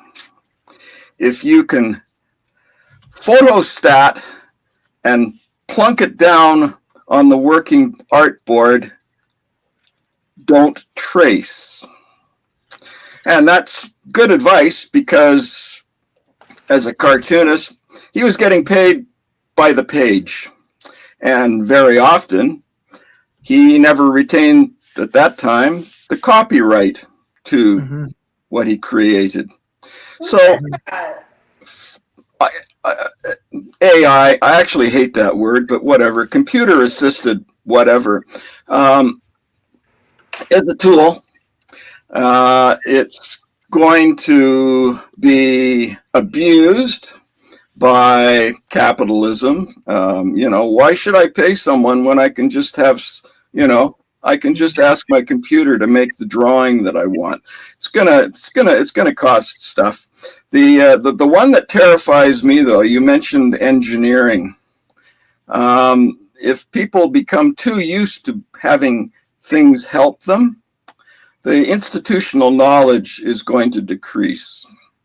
Yeah. And that terrifies me, because especially when we're talking engineering, because how will you know if this thing, like you say, you got to check it. Well, if you've been brought up becoming an engineer using AI to help you all along the way, you're not going to recognize when things aren't going to work a lot more often than if you sweated blood learning how to do it the first time. Yeah, I totally relate. We got to treat AI like cigarettes. Yeah, that's right. You got to be this tall to ride. You got to have a thing, but don't become addicted to them. Yeah. Well, that's the thing. Like, people are not checking, and those of us who know the difference can spot it pretty quickly now. But like, there was a lady in my university course who clearly just had a straight AI script on her discussion post, and I just laughed because I can see it. But I wonder if the profs even know the difference. Here's what I think. And it came back from this. I actually have a chapter in a book about this. What's the book called? Ascenti. Yeah. So Lori was talking about AI, and to go back to what Thea was saying earlier, Lori and I at the same time got into graphic design in those early years when Photoshop was just stepping over the line between guys cutting Ruby and people using a mouse. And I could draw on a mouse because I learned it as a hobby. It actually the same skills where I can draw on an Etch-a-Sketch, I can draw with a mouse. And so back in the 90s, I could use a mouse to do drawings that most people needed a tablet for. And that's what got me into graphic design, was a familiarity with computers. And I said to Lori early on, like, Lori, it would be hypocritical for you and I to be like standing on this line saying, don't cross this line because AI is going to interfere on our illustration careers, because we didn't worry about the guys with razor blades and plastic when we were using Adobe Illustrator and Adobe Photoshop in the early days. That prompted Lori to make a book, and she asked me to do a chapter. And I said, I don't want to do a chapter because like my friends and contemporaries will cancel me so hard. And she said, you don't have to if you don't want to. About 15 people in the book. And I said, I really appreciate not having to. And then she got back to me. She said, you know, when you canceled the book, everybody else quit. I need you to work on the book. So I took a chapter in this book, and I had to do some deep dives into the AI. And that's my excuse for getting to know the AI. That also a conversation with CBC when they called me to ask me what I thought about it. And one of the things that hit me right before it went to publish was this lingering thought. Henry Winkler in American Christmas Carol, there was a scene where young Henry Winkler was talking to his uncle, and he was going to assembly line the furniture shop. And they were all just horrified because there was a drip of glue dripping down the back of the chair. And the father or uncle who had adopted him that he was trying to impress was like, this will never fly. No one will ever buy a chair like this. People will respect the quality and the human craftsmanship. An assembly line chair working will never last. And then I looked around, even as a child, thinking, do I know anybody that has a custom-made, handmade chair?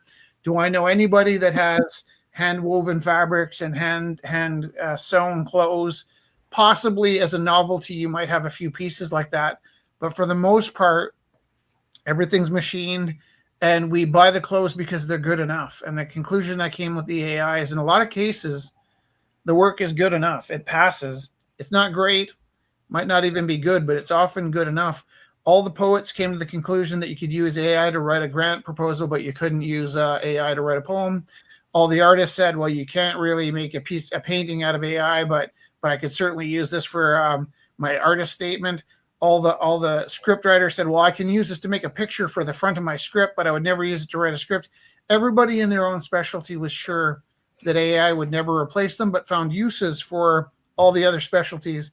And this is the conclusion I came to, is that I don't think there's any need to know karate or wrestling or boxing in a world with guns and nuclear weapons, right? We move past hand-to-hand combat to a point where the biggest gun's going to win or the biggest bombs are going to win.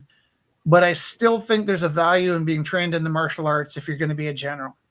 I think there'll be kids that use, and teachers and professionals that lean on AI and get weaker. And I think there are people that will have AI and force themselves to do the work and get stronger. And then there'll be a gap between the cheaters and the non-cheaters. And I don't know if I'd even waste my time right now trying to track down the cheaters as so much as when I'm teaching, I take my whole class and I talk to them about building stronger minds and bodies by doing the work.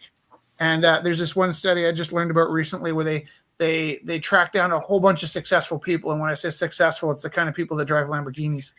And I don't care about that kind of a success, but my kids at school do, right? And the question I'll ask them is, do you guys understand what makes the super successful people separate from, middle class and average successful? Consistently, the one thing they all had in common was chores as a kid, right? And then when I say that, I ask the kids who has chores, and there's a handful of super successful kids in my class that have several chores that they do all the time without even thinking about it. Then there's a couple kids in the class that have chores that they forget to do sometimes. And then there's kids that never do any chores. And this is a conversation that comes up a lot when it's cleanup time in the classroom. I'm playing the cleanup song and I ask the kids to clean up, and I see some kids, they have no idea how to eat. There's piles of garbage in front of them and paper all over the floor. And I go, can you guys clean up? They're like, I already did. And I'm like, okay, the diligence that goes into training martial arts, the diligence that goes into writing your essay, even though the AI can do it for you, the diligence that goes to possibly having AI take a peek at your bibliography, but then putting an hour into checking your pages before you submit anything. You're responsible for everything AI does in your name. And you'd be stupid to let the AI do the work for you without confirming it. But you can have the AI do some of the typing for you, or some of the collecting for you, or the gathering. Like Scott said, like the spelling checks and the like I would have been I wouldn't have gotten out of high school or into any post-secondary if I didn't have a spell checker on my computer. So I'm never going to badmouth spell check, because that was an essential part of me. I learned to spell because of spell check. So there's you'd have to break all my 10 fingers to ever get me to put down spell check. And in that sense, this is a trajectory that started with spell check. It might have started with a light bulb or a wheel, but somewhere down the path, I don't know. When I was a kid, people used to wonder what it'd be like to clone a sheep, and then somebody cloned a sheep, and we're all mortified that somebody would do something. Hello, Samantha. Hello. I like how Instagram now you have to put on your post a button that says you've used AI, and I think that's a key. We need more responsibility of ownership and transparency, right? If you want to dabble in that, go ahead, but just be transparent about it so that kids aren't thinking, oh, wow, someone did that in 5 minutes, but they really took 5 hours, But we need more training, like you said, in universities to teach the newer generation how to deal with all of this. Well, it's interesting because the technology grows so fast, and like morally and ethically, there isn't that development. Do the instructors know how to do it, let alone teach it? Well, that's the thing, is like, I remember when computers came into school and you'd have a computer class, and it was like you'd learn not only how to use a computer, but you were also learning how to use a computer, like how to. We have a message from Samantha Jack, and it says, "Do you remember me?" Only we're looking at kind of a purple shape. From Twitch? From Twitch? Yeah. We do remember you. Nice to see you. Did you send us a letter? Who's doing the type? Type. Amanda. Ah. That looks like my handwriting. It's beautiful.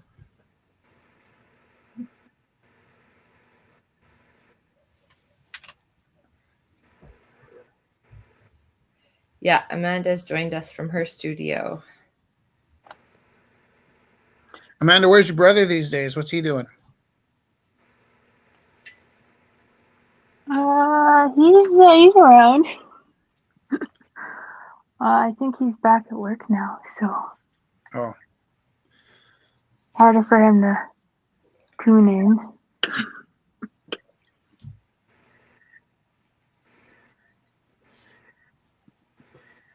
But he's been doing lots of art, so. Oh, nice. Samantha, we have a logo on our screen from this end, but I wonder what it looks like for your end. Are you able to take a screenshot and show us? Well, I remember we looked on it, and it says Isle of Roux at the top, and it has like the StreamYard, like what we saw. So I wonder. Where's this? It shouldn't say StreamYard. No, like it shows. Like when we looked at it, it shows what we see from the StreamYard view. Yeah. So it says the Isle of Roux at the top, and then our contact. Yeah. So I wonder about is that like a specific? I wonder if there's just Twitch. different proportions, like if we're like broadcasting into a box or something. We even checked it. Yeah. So it's like, I just wonder if it's more of like a Twitch thing, like they have specific like extra things that people like. It's like a cultural thing, maybe. Oh, because you know what I mean? Well, no, but we have like we have an image up for each of our. Maybe it's just a blank spot, and we have like one of those empty heads or something because we haven't put a. You know what I mean? Oh. That might be like we just need to visit our Twitch account a bit. Let's see what I haven't even seen it. You did that for us. Do you want me to open it up? No, I wanted. Thank you, Scott. I was hoping for a screenshot of Twitch if somebody's using it.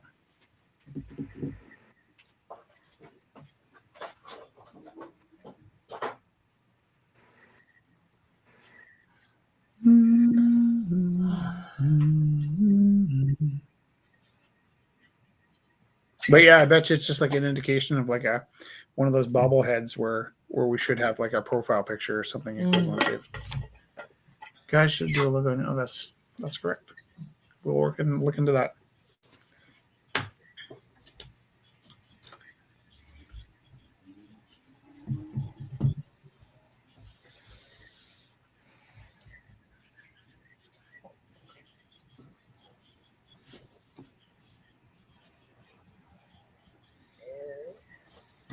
Did you just like make a stomach noise? My throat noise. Your throat said hello. I know. My throat does Hello. crazy noises. Yeah. Just whenever it wants to. I'm making a painting of people, but I don't know why. I don't know what the narrative is here. Life. Oh, L for life. Luminosity. I did want to do letters as well. Glowing. Yeah. Throat noise.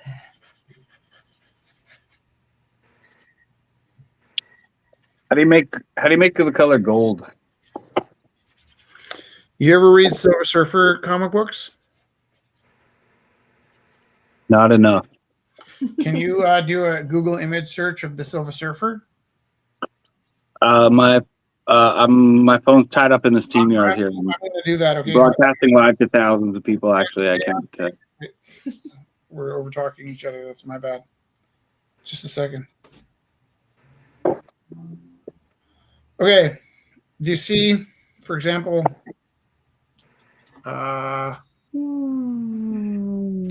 this? Yeah. You have a feeling that he's made out of silver, right? But he's actually made out of white and blue and black. And it's the illusion created in this chrome imagery, especially on the head there. Yeah. Yeah. It's getting a white highlight with a gray area and a black. Right. Sometimes it's blue. But if you're painting, you can create the illusion of gold through this illustration of highlights and luminosity but if you're mixing gold and you want it to look gold, I would make a sand color, which is you can get a pretty good sand color if you can buy a sand color. You can maybe a little bit of light green into your orange and white, light green, orange, and white. So yeah, that'll give you a pretty decent.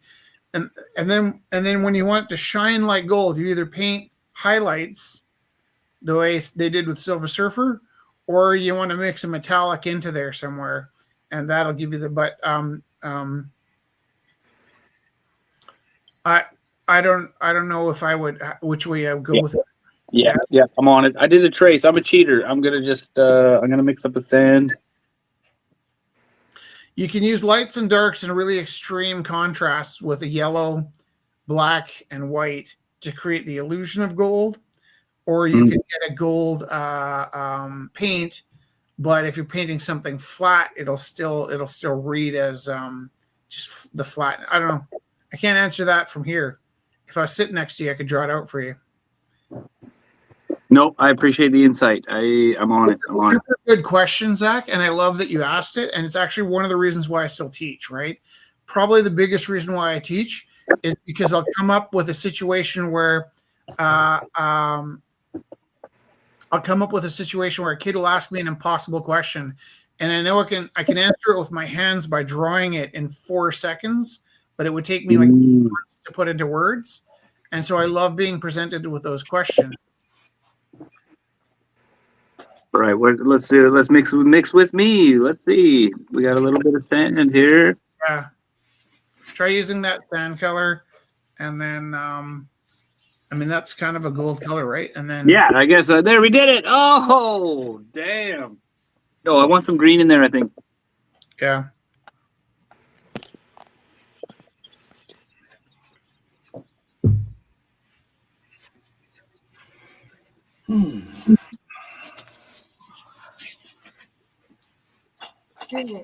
Yeah. Let's see. Let's put it here. Can I show and hold this one? Oh yeah, sure. You can, but I'm going to do this. Let me get all the stickies off, and then that's pretty great. That's pretty great. Green with you. Oh, that's good. And then I'm gonna use that sand again. Oh yeah, and a little white. Thank you. Don't thank me. You did it. The kiln prayer. I wrote Remind me that I have done the best I could. I did the best I could. Help me let go. That's a good prayer for you. My work is in your hands. Keep the fires constant. Keep the heat through. Keep the wares safe. I am blessed to create. I am blessed to learn. I am blessed to try again. That reminds me of when I broke my arm, and Elijah said, I hope it's a blessing. And I was like, oh, thank God for you. Because everybody else said, do you feel okay? And I didn't. I broke my arm, but it was a blessing to break my arm and have that slow down. Yeah. And for a little while over Christmas, I was really impressed with my body because I did no exercise. I did nothing but rest, and I didn't fall to pieces. And I was like, wow, I really hold up well with no exercise. I thought exercise was important. And then time passed, and I'm starting to exercise again, but I just feel like a bag of crap. So I think there's about a lag on the deterioration when you're not getting the exercise. I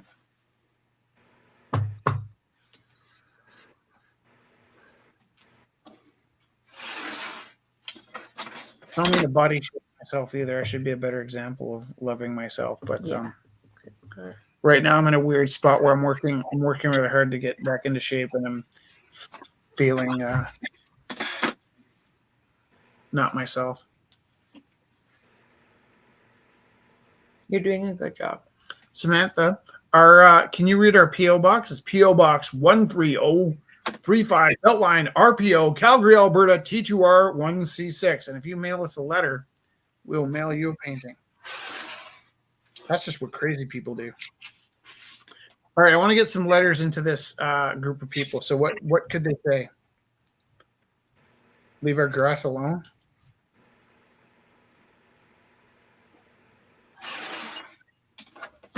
A, B, C, D, E, F, G, H, I, J, K, L, M, N, P. I'm stuck for an idea, Jesse. I'm asking for help. Sir. Oh, I know. You do? Isn't that nice? Hold on. I like how you said you're going to help, and then you just I finished drifted back. What were you doing? I was trying to get a nice. Stop. What is that string? Are you getting a quote? Yeah. You're so smart. Do I have? Oh, this is nice. Isn't that nice? What's nice? Wait 1 second. I'm just going to check and see if I have any other videos to share.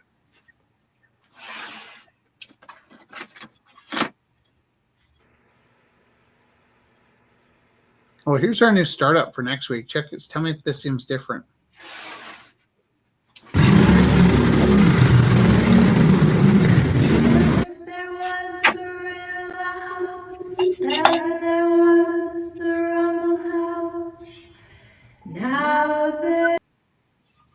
You notice what's different?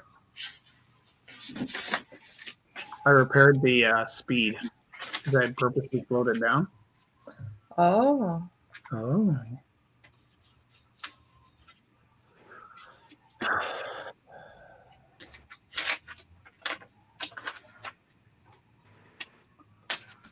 I'm gonna mute somebody. I think it's Theo. Theo, just wave it if you want to chat, okay? Yep. No. Who else should I mute? Oh yeah, it was Theo. Theo's paper cutting extravaganza. I opened up Awaken the Undertow. Yeah. This is it. This is what we worked for. This is our life. So much more than we'd hoped. It's not as good as it gets. It's not the worst. Those 2 honors come twice in a lifetime. This is what we worked for. This is our life. Feel it. Feel it so hard. This is our life. It's pretty great. Each second burning away. Pretty good? I need to hang on for a second. This is it. No, I skipped the first one. Oh, this is what we worked for.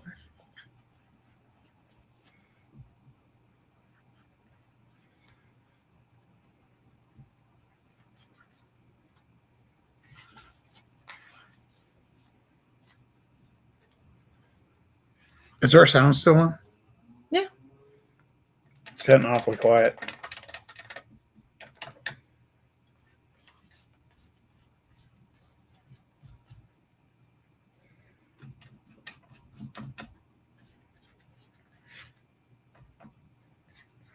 What was the next line? This is our life.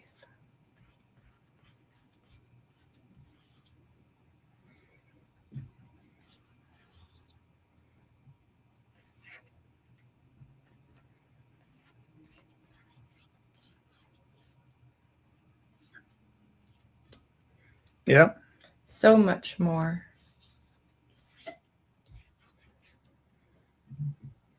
That's crazy. I just heard our fridge go off. That shouldn't be part of the broadcast. Okay, that's good. I think I like this now. Nice. Text piece.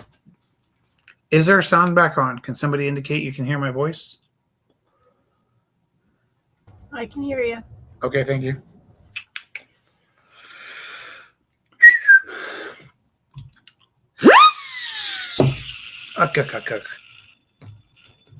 I found a Grover puppet. That's it. It's right. He's on there. He's Oh right yeah. there. Ha! The monster at the end of the book. So I'm gonna make him into something. I thought. Ah! Don't you dare. Grover! Yeah. You leave my Grover the way he's supposed to be. He's even got the tag at Sesame Street. I love him. I was gonna take his eyes out, but I think I'll leave them in.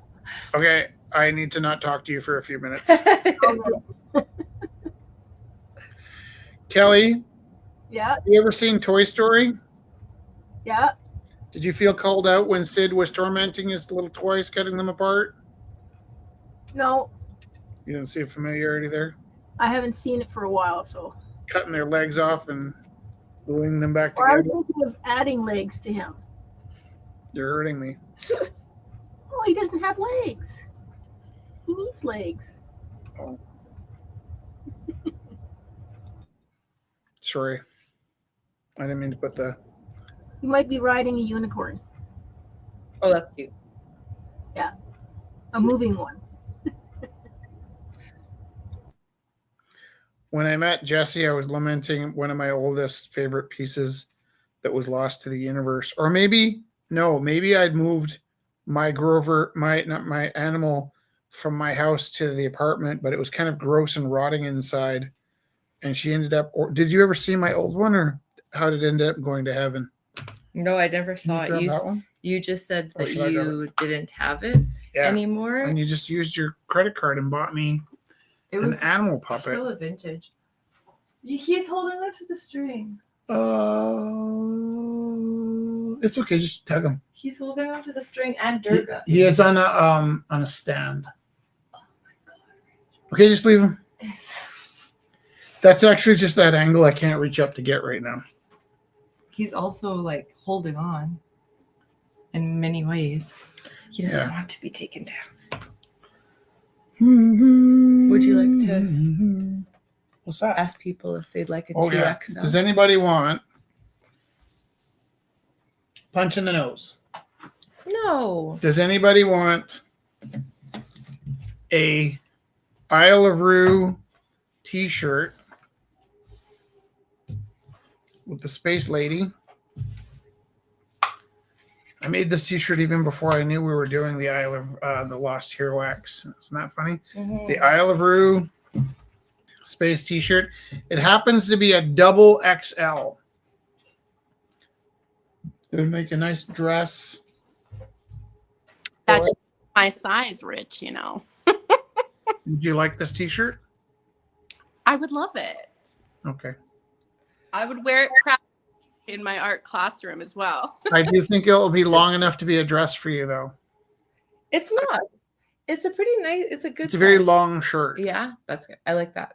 That is good. We like to wear our leggings when we're running around. Yeah. Are there more than one of you? Sometimes in my head. You should meet my wife. I have different personalities for different places. Yeah. You know what I don't have? Mm. That. But like to a fault. I do not change myself to fit into situations at all. I'm Sometimes we can't help it though. It just happens. No, I know. Well, Jess has several personalities, and she can be whichever she needs to be at any given time. It's a survival. And there's good and bad things about that. Yeah. At the same time, I have one, and it does not change, and it really hasn't changed since the late 1900s. So I remember when I met people at my 10-year reunion, they would say things like, "You know what's neat about you?" And I'd be like, "What?" And they're like, "You were always yourself. You were never putting on airs or trying to be something else. And you started out as the person." Felix, I think, is very similar to that. That there is just one true and honest Felix personality. There really is. Yeah. There can be like several personalities in my wife at once. He'll ask me something about like, what were you thinking at this moment? And my response is, I was a completely different many iterations ago. Like I was that, and it's hard to that's kind of an interesting thing because you have a very clear image of how you were thinking. That would be. At that I don't time. think you told that story completely. I would be asking you about something. Maybe you told me funny stories from your past, and I'd be like, "Oh, how did you get in this situation?" And you'd be like, "That's like a different Jessica before." Oh, even simply. But just the way you told it made it sound like we'd be eating dinner, and I was asking like, you know what I mean? I think you missed the long range nature to that question. There's a long range nature, but also sometimes we're having conversations about things, and you're like, "Oh, and how do you feel about like this?" I'm like, "I don't know how I feel about that." That was me 10 minutes ago. So yeah, there's like, you're right. There's so that Austin Powers video where it's like me from the future and me from 5 minutes ago, that really hit you hard, or no? I've always been the same person to a fault. Like there are times when I should like pretend a little bit, and I just don't. And you can count on Felix not pretending as well. I don't know if Jess, you have experienced this, but I morph into different languages, not necessarily languages, but accents or ways of speaking when I'm around a certain group of people for too long. And then I can't get it off, and it's really embarrassing. Yeah. Call this name for it, like code check or something like that. Come in and I'm talking to them like I'm a kindergartner. It's kind of embarrassing sometimes. I don't know why, but I just automatically start blending in like a chameleon. Yeah. Yeah, I notice when people have certain affectations, like tics or affectations, that I sometimes pick those up, and not in a mocking way, but like same. Yeah, I understand what you're saying for sure. And I wonder. Yeah, it is interesting. I have a stutter that comes out around other people that stutter, and it only ever like I don't know if I ever had a persistent stutter on my own, but when I'm near people that stutter, my ability to not stutter wavers, and so it's not uncommon for somebody to sort of know me. And then if I hear them stutter, my stutter will come out. And I don't think I normally stutter, but am I explaining that? Is that empathy? Is that like a weird empathetic? Like, not weird, sorry. Is that like a... Could be. But are you looking... I thought for a second there you're going to dig into my ear. Were you tempted? No, I'm just like looking at... My wife does this thing where she picks wax out of my ear. I wouldn't do that on live. You sure would. No, I was just looking at you. Mm-hmm. Let's get your face in instead of mine. How do we do that? Yeah, that works. Look how pretty you are. I'll just do this. That's really good lighting, by the way. Why is my face 5 times bigger than yours? Because I'm behind you. If I go like this. That's good. That's the way we should do that. Just like this. I can just be right beside you. Yeah. Like this. Be so close to you, and I love you. I lick faced you. I know. You know what? It is after 9 o'clock. Time went really fast tonight. Yeah, we go till 9:30, right? Or do you want to stop early tonight? No, I think 9:30 is nice. What should I paint in my last 25 minutes? You thought about luminosity. What about line work? Like, what about a pen? Oh no, you do line work. Yeah, line. I do that all day. Yeah, okay. I do that all day. Do you want to talk about Brock lithograph? Do you want to? Look at the lines on the wall. Look at the lines in that. The baby. light lines. Grover riding a unicorn. Don't talk to me about Grover, Kelly. No, that's what you should draw. Grover riding a unicorn. I'm gonna have nightmares about Grover getting his legs operated on tonight. It's weird. I'm half joking and teasing you and being silly, and I'm half like deeply wounded that you're operating on a Grover right now, and I'm not sure why. Although I did something much worse. Say. I cannibalized my childhood Kermit. Go get it. Do you mind? I don't think I can reach it either. Yeah, I have problems reaching for things lately. I cannibalized my childhood Kermit the Frog in the name of the puppets that we use for the Isle of Roux right now. And then once I'd finished cannibalizing it, I ended up mounting it like a stuffed chicken. And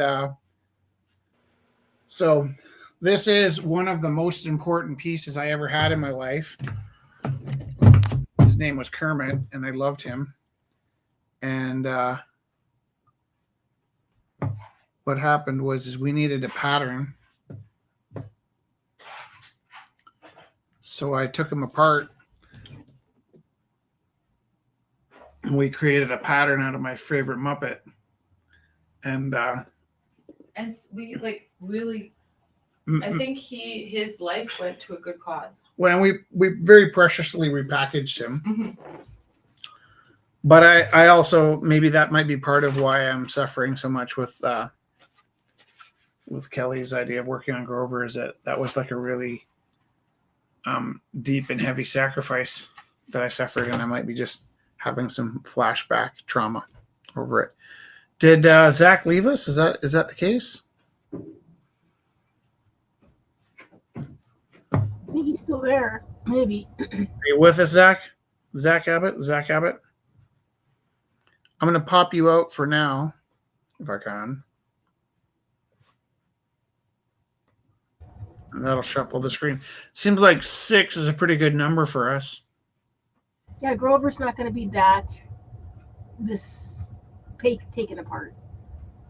Yeah, and I dismantled Kermit, but I feel like he's still intact. If you change Grover into being like one of those mutilated monsters, I mean, he's a monster for sure. Terror bear. What? They're called terror bears. Yeah, I don't hear them called terror Grovers.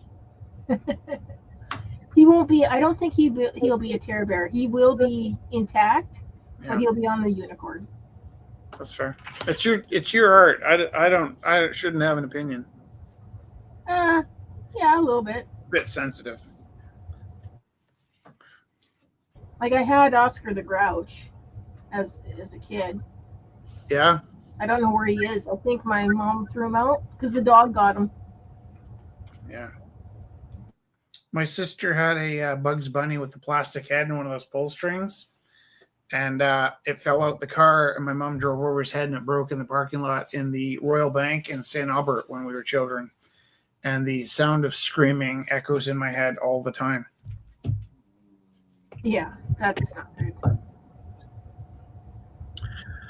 All right, let's do some line work. I will do a perspective drawing of a bicycle, because that's how I roll. Oh, you can't see that at all. What's the point?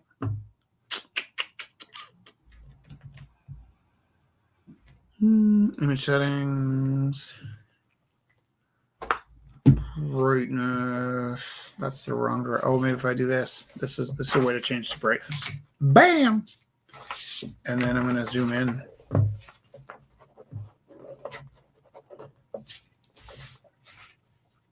Can you see that now?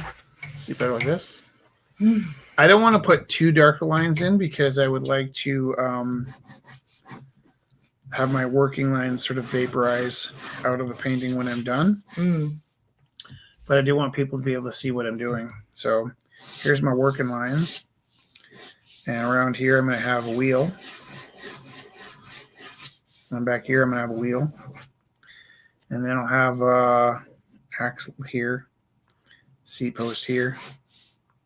I feel like I've done this before, right? Did we do this one, the 3D one? Yeah, when Amanda was drawing the bicycles? Yeah, you did. Good. So this is a bit of a repeat, but we're considering the idea of lines. Definitely some lines happening here.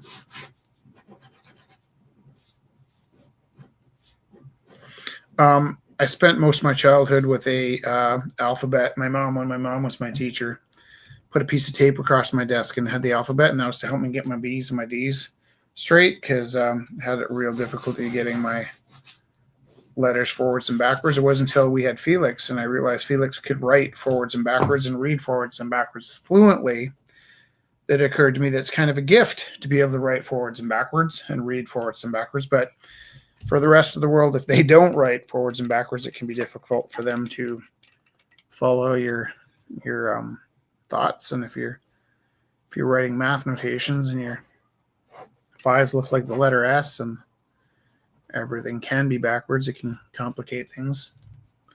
So I did have a hard time getting my my alphabet straight. I still have some mnemonics I use sometimes where I remind myself that a small b has the bump on the same side as the big B, but a small d has a bump on the opposite side of a big D. And I actually have this bump conversation with myself sometimes. I can see Kelly waving at me, but I'm wondering for how long she'll keep doing it if I don't respond.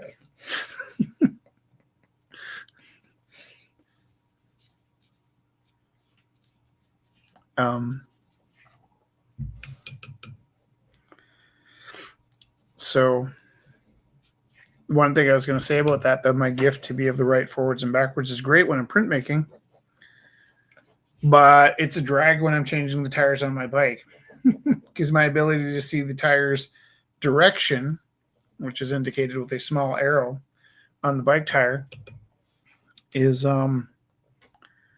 means there's about a 50% chance that I'm putting my tire on twice, because I'm going to get my tire on, I'll get everything pumped up and ready to go, and my final check, I'll notice that I got the tread on backwards.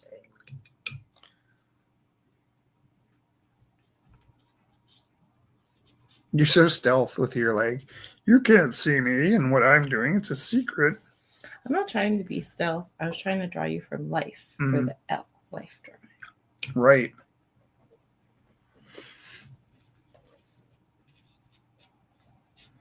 It's tough because it'll either look like me or it's going to look like, it'll either be handsome or it'll look like me, but you're not going to get both. Get this rough old cat.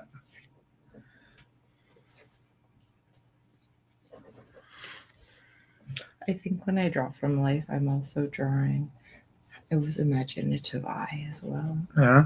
Mm-hmm.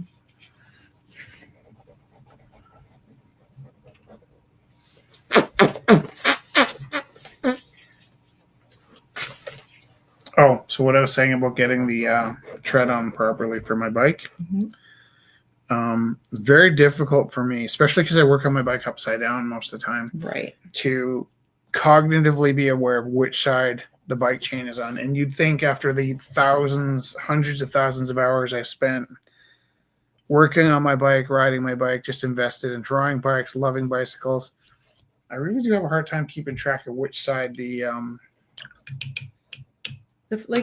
that actually makes sense. Do you know? No. Yeah, but it's not an interest of yours. No, it's not. Like with me, that's not the same thing. With you, I have trouble with like lino print and helping the kids, like because I get turned around, right, and I can read stuff backwards and forwards because I'm used to looking at it. So then I'm like, oh gosh, like. But you get one letter wrong every time. Yeah, 100%. Yeah. I'm more likely to get the whole page backwards. Well, that's not true. I actually do pretty good with my forwards and backwards. And you know which part's going to be printed, and you know what part to cut away. Yeah, I think I can see the artworks in my head before they're made, which isn't entirely true because I don't really see them in my head the way I just described them. But I'm often not surprised by them, and I'm also often driven to make them look the way they're supposed to, and I might not have an idea of how they're supposed to look, but I'm still driven to push it to fulfill that need to look the way I envisioned it, which is weird to say because it's like at the same time that I'm like fighting to make it match my vision, I'm often working without a vision. That would be hard. Well, it's not so much hard as like there just aren't words for it. I can't really put into words what I'm saying because what I'm saying doesn't have words attached. It's like a non-wordy idea. However, I had this great kid in my class today, and she's very serious and very kind. And I used to be really worried about offending her because she's got very, very, very strict beliefs and a very strong belief system. But I was talking to the people at the open house and friends. We're sitting around just chatting, and I was talking about my experience. One of the ways I sort of realized I was on the spectrum was I was talking about how when I discovered the best way to describe the inside of my head is that I think in pictures, and what it's like to have that understanding at the back of your skull, and then there's this kind of tunnel that you have to push through to get your ideas out.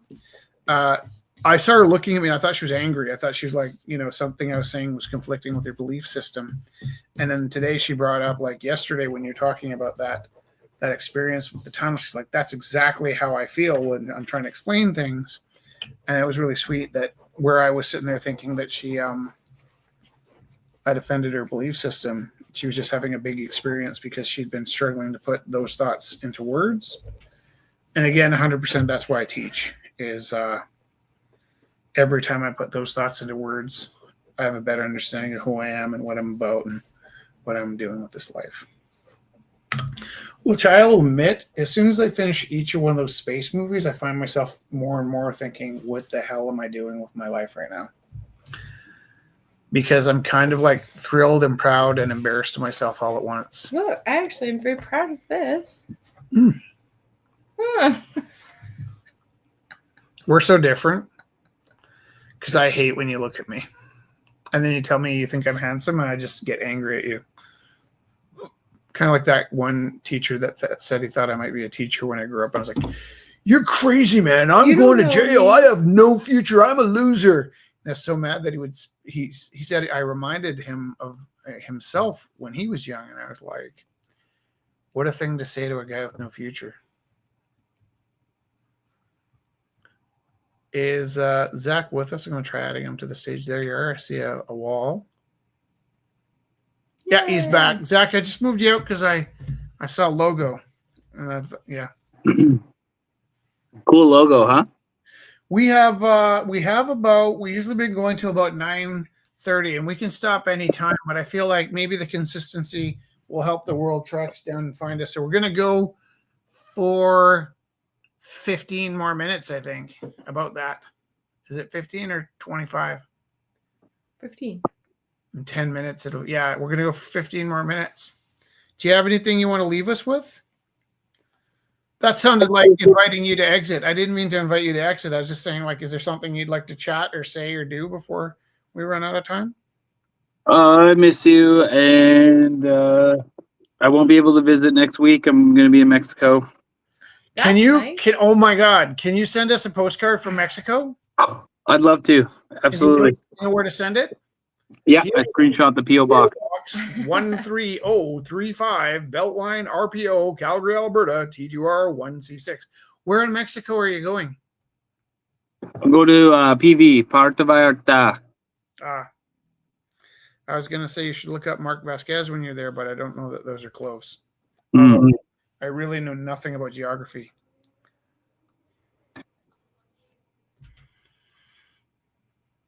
I'm gonna. I overheard a little bit of bashful Rich, handsome devil. Look, I drew for L. I drew Rich, life dry. For lovely. Yeah.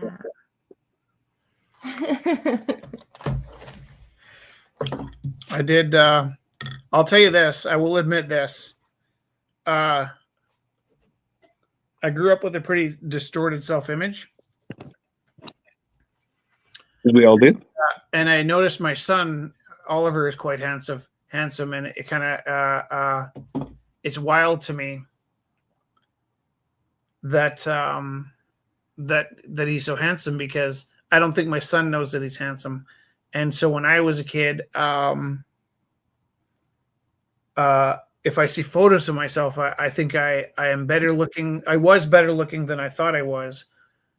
And you do sort of wish you could go back in time and tell yourself to take a better look at yourself, because you don't realize until you're old and grizzly that you used to not be old and grizzly.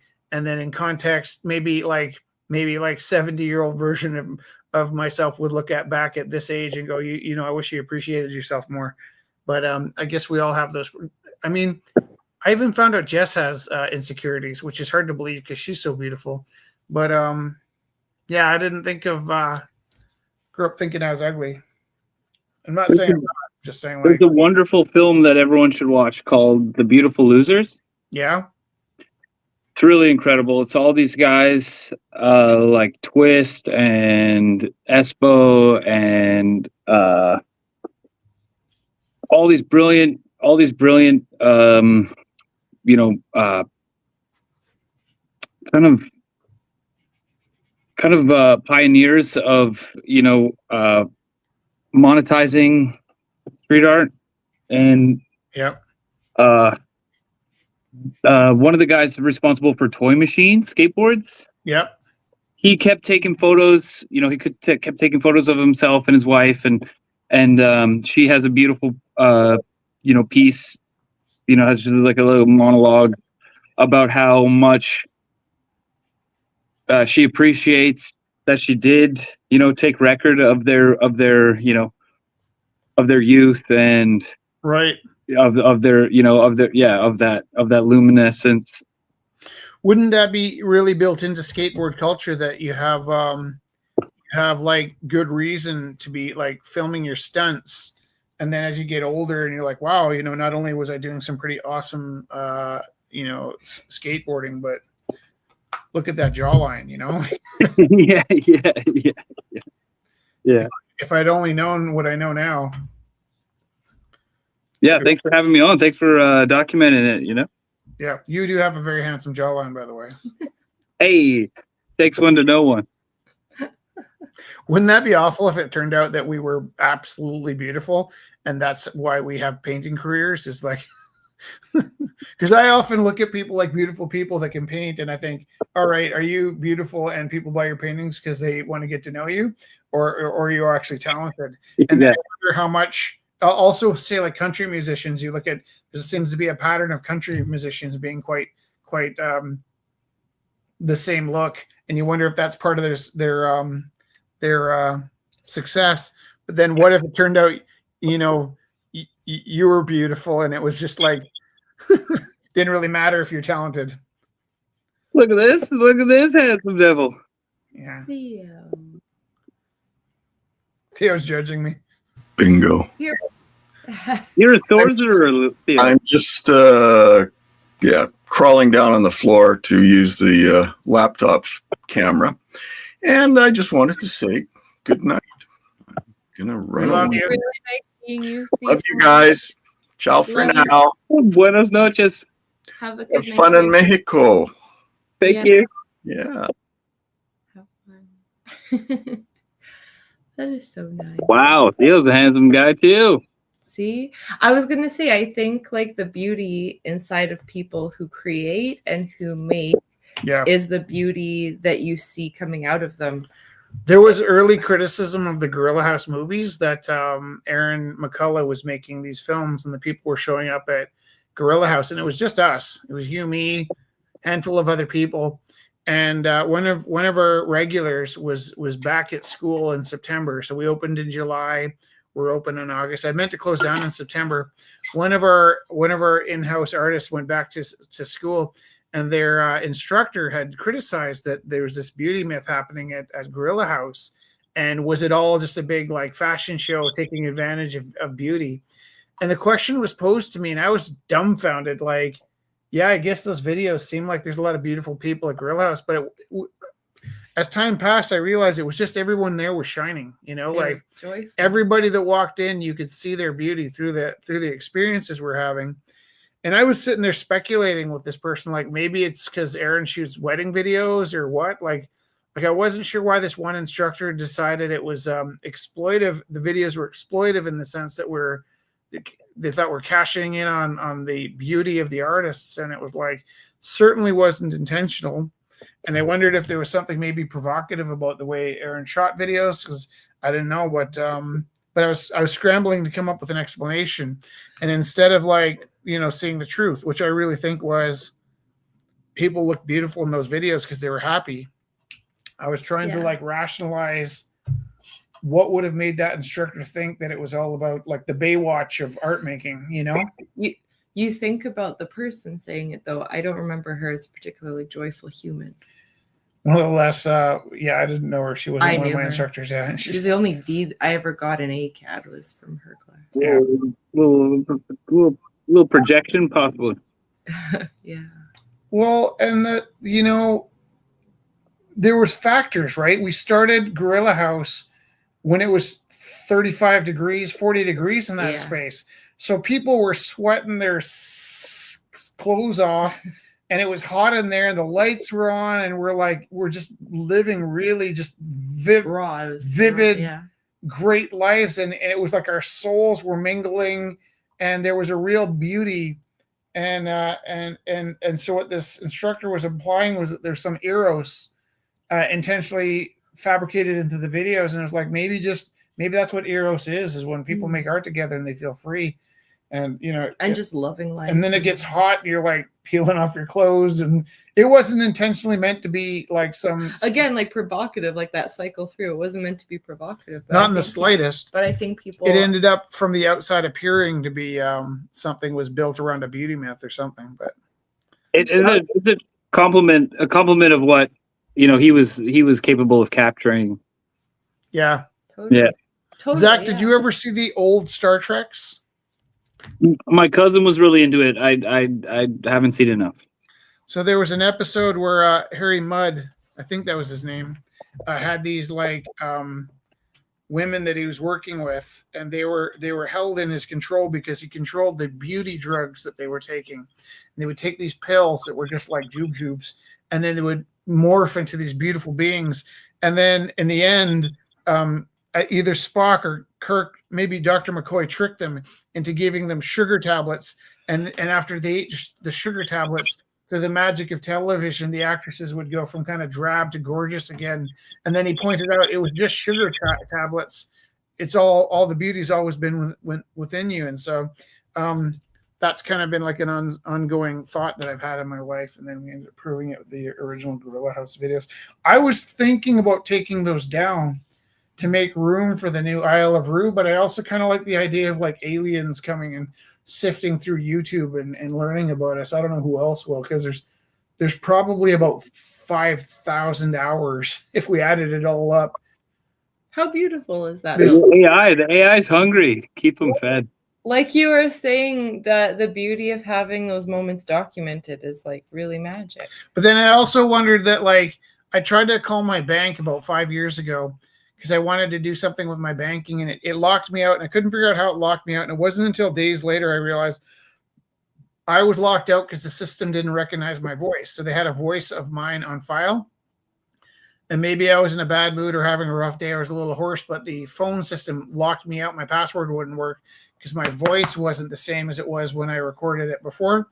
And then I wondered if like somebody's going to take these files of YouTube and compile Rich Teru's voice to say, please transfer all my funds to Bob Smith in some nefarious place. But I did some research today, and it doesn't look like that can happen. But those are the paranoias people live with, right? Like, I absolutely cannot get enough Alan Watts. Yeah. And I'm also drawn to this Tartarian phenomenon, and someone has now combined my two loves and has Alan Watts orating about Tartaria, and he has an endless catalog of audio that the AI can chew. Yeah. So it's as if he's up to date now. Yeah. And yeah, mesmerizing, but also. Were you on last week when we were talking about about the Voice of America? Yeah. Yes. Yeah. So I'm still going down that rabbit hole right now. That I've had conversations about that all week.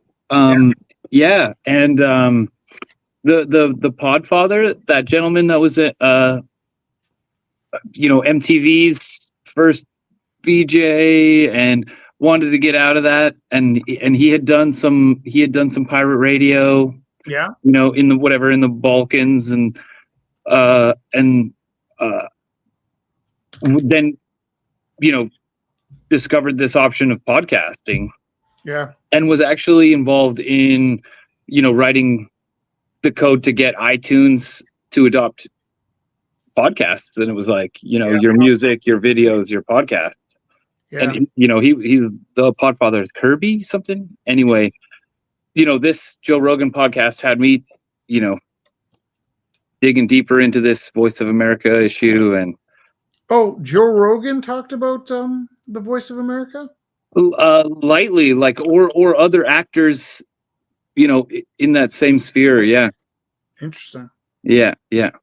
I don't think I'm a fan of that guy, but it's interesting that he would have put exposure on it and sort of got it out to people. So I guess very skeptical, controlled opposition, a little, I bet you that would have been his interest, because part of the Voice of America was it was part psyops and part just beautiful radio making. So so half of the corporation was like army guys that wanted to brainwash the Russians, and the other half was like, the only way this works is if we're totally honest and we have good jazz. So there was like two opposing forces with similar intentions, right? And it's that part I find really interesting. It's kind of like when Superman and Lex Luthor team up together because they have the enemy of my enemy is my friend.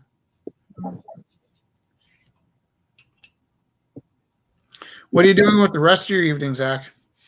What happens after this? I got to clean up. Yeah, I got to tighten up the shop here. Got some dishes to do? No, chores are done. Laundry's delivered. Just the due diligence, the shared space. So tidy up. Scroll some. That is nice. Be, extra nervous and extra anxious about how this went, and about how what went. This broadcast. Oh yeah, have you watched any? I try not to rewatch them. I've been in a bunch. I try not to. I should. I actually kind of self-coach. I should probably self-coach some. I should probably watch. Well, we never really watched any of the Rumble House videos because they were so overwhelming. But I have quite a substantial cleanup to do after we. You should see what this place looks like. It's nuts. Oh yeah. To turn my apartment back into let's see if I can kind of show you. Can you see this on screen? Hold on. We're this way there. Do you see heads or tails out of that? It looks like you're setting up earlier than I do. Yeah, no, it's substantial. But we'll just throw the broadcast on while we're cleaning up and get a sense of like, was I creepy? I just used my credit card to cut this piece of paper out. Like, did the numbers get seen? Like, oh yeah, good call. Oh my goodness, if I could dox. Yeah, was I scratching? Was I scratching a little too long? It's not radio. It's like they can see what you're doing. Like, and so what was another one of the weird things that happened? When we first started broadcasting over COVID, I was so stressed. And then I thought it was really interesting, actually, because I thought, how nice is that to be cognizant that everyone can be listening all the time? Yeah. And we always have to talk about that as teachers. Yeah. Because anyone could be recording or whatever. So it's like, you just work on your integrity. You live your life in a way that people won't want to just reach into your pocket and destroy you. And right, so you live your life in a way like that, and then you make it second nature to just know how you want to be perceived by people. Yeah, there was a Robert J. Am I Sawyer saying book. that right? Yeah, there's a Robert J. Sawyer book where the characters in the book had these like armbands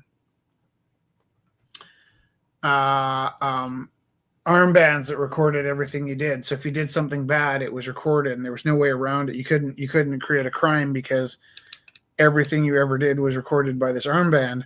But then when this is like a guy who was a Neanderthal from a Neanderthal. When they changed universes, it was hard for people to imagine, like, well, what would that be like if you just had to trust people to behave, you know? And it was really interesting that like this like kind of shift where the monitoring, everybody being monitored all the time, meant that there was no crime, there was no reason to be murderous or disastrous in that way, because there was no way to get away with the crime. And you know, it seemed like a kind of like a horrific thought that people would just be trusted to behave themselves.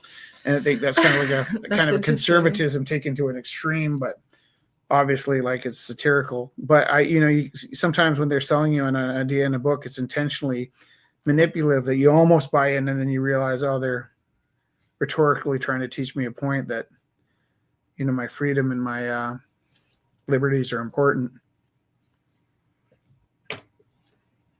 Oh, thank goodness. Thank goodness for those souls. Yeah. Yeah.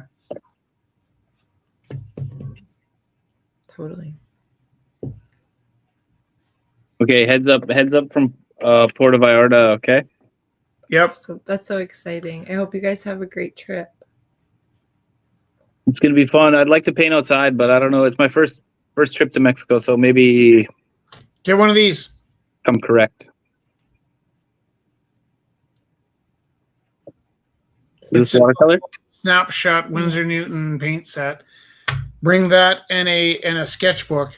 And the reason isn't because you need paintings of Mexico. It's because if you're in Mexico and you're painting what you see, you're pulling what you're looking at into your brain through your eyes. It gets processed in your brain, passes down literally through your heart and out your arm, and then onto the paper. And it's that you ingested it with your mind and your eyeballs, and then you expelled it onto the paper. It's the experience of forcing that through you like a filter. Then you have this piece of paper that looks like somewhere you used to be. It's more important than a photograph because you were the camera and you forced that image through you. So you'll retain those moments if you draw them. Oh, wild. You'll hold them forever. I love this. I got and not make drawings while you're there. I've got a Sharpie. I got a really bad Sharpie habit, so I might just bring a stack of those. Or take a cheap marker and a paintbrush and some water, and you can bleed that marker with water once you've done your sketch with the cheap marker, like a $1 Crayola marker, and then use the paintbrush and the water to turn it into a bit of a watercolor, you know. We should have this conversation, more intimately another time when we have time. In an art store. There's a concept. Sign me up. There's a term. It might be pretty contemporary, but it's called agentile realism. Yeah. And so you being the aperture and the projector, that's that. I'm gonna need to study it some, but like you're your own Big Bang, and you're the universe that tiny little mini universes are living through, and that it's kind of ridiculous to assume that we are this thing inside of one thing, where it's like we are. Yeah, your experience in your mind is what gives realism to the universe. That the universe is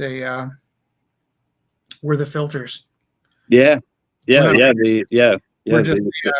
aperture on the universe's focal on the lens of the universe. Yeah, the dewdrop on the spider web. Yeah. Jess is fading.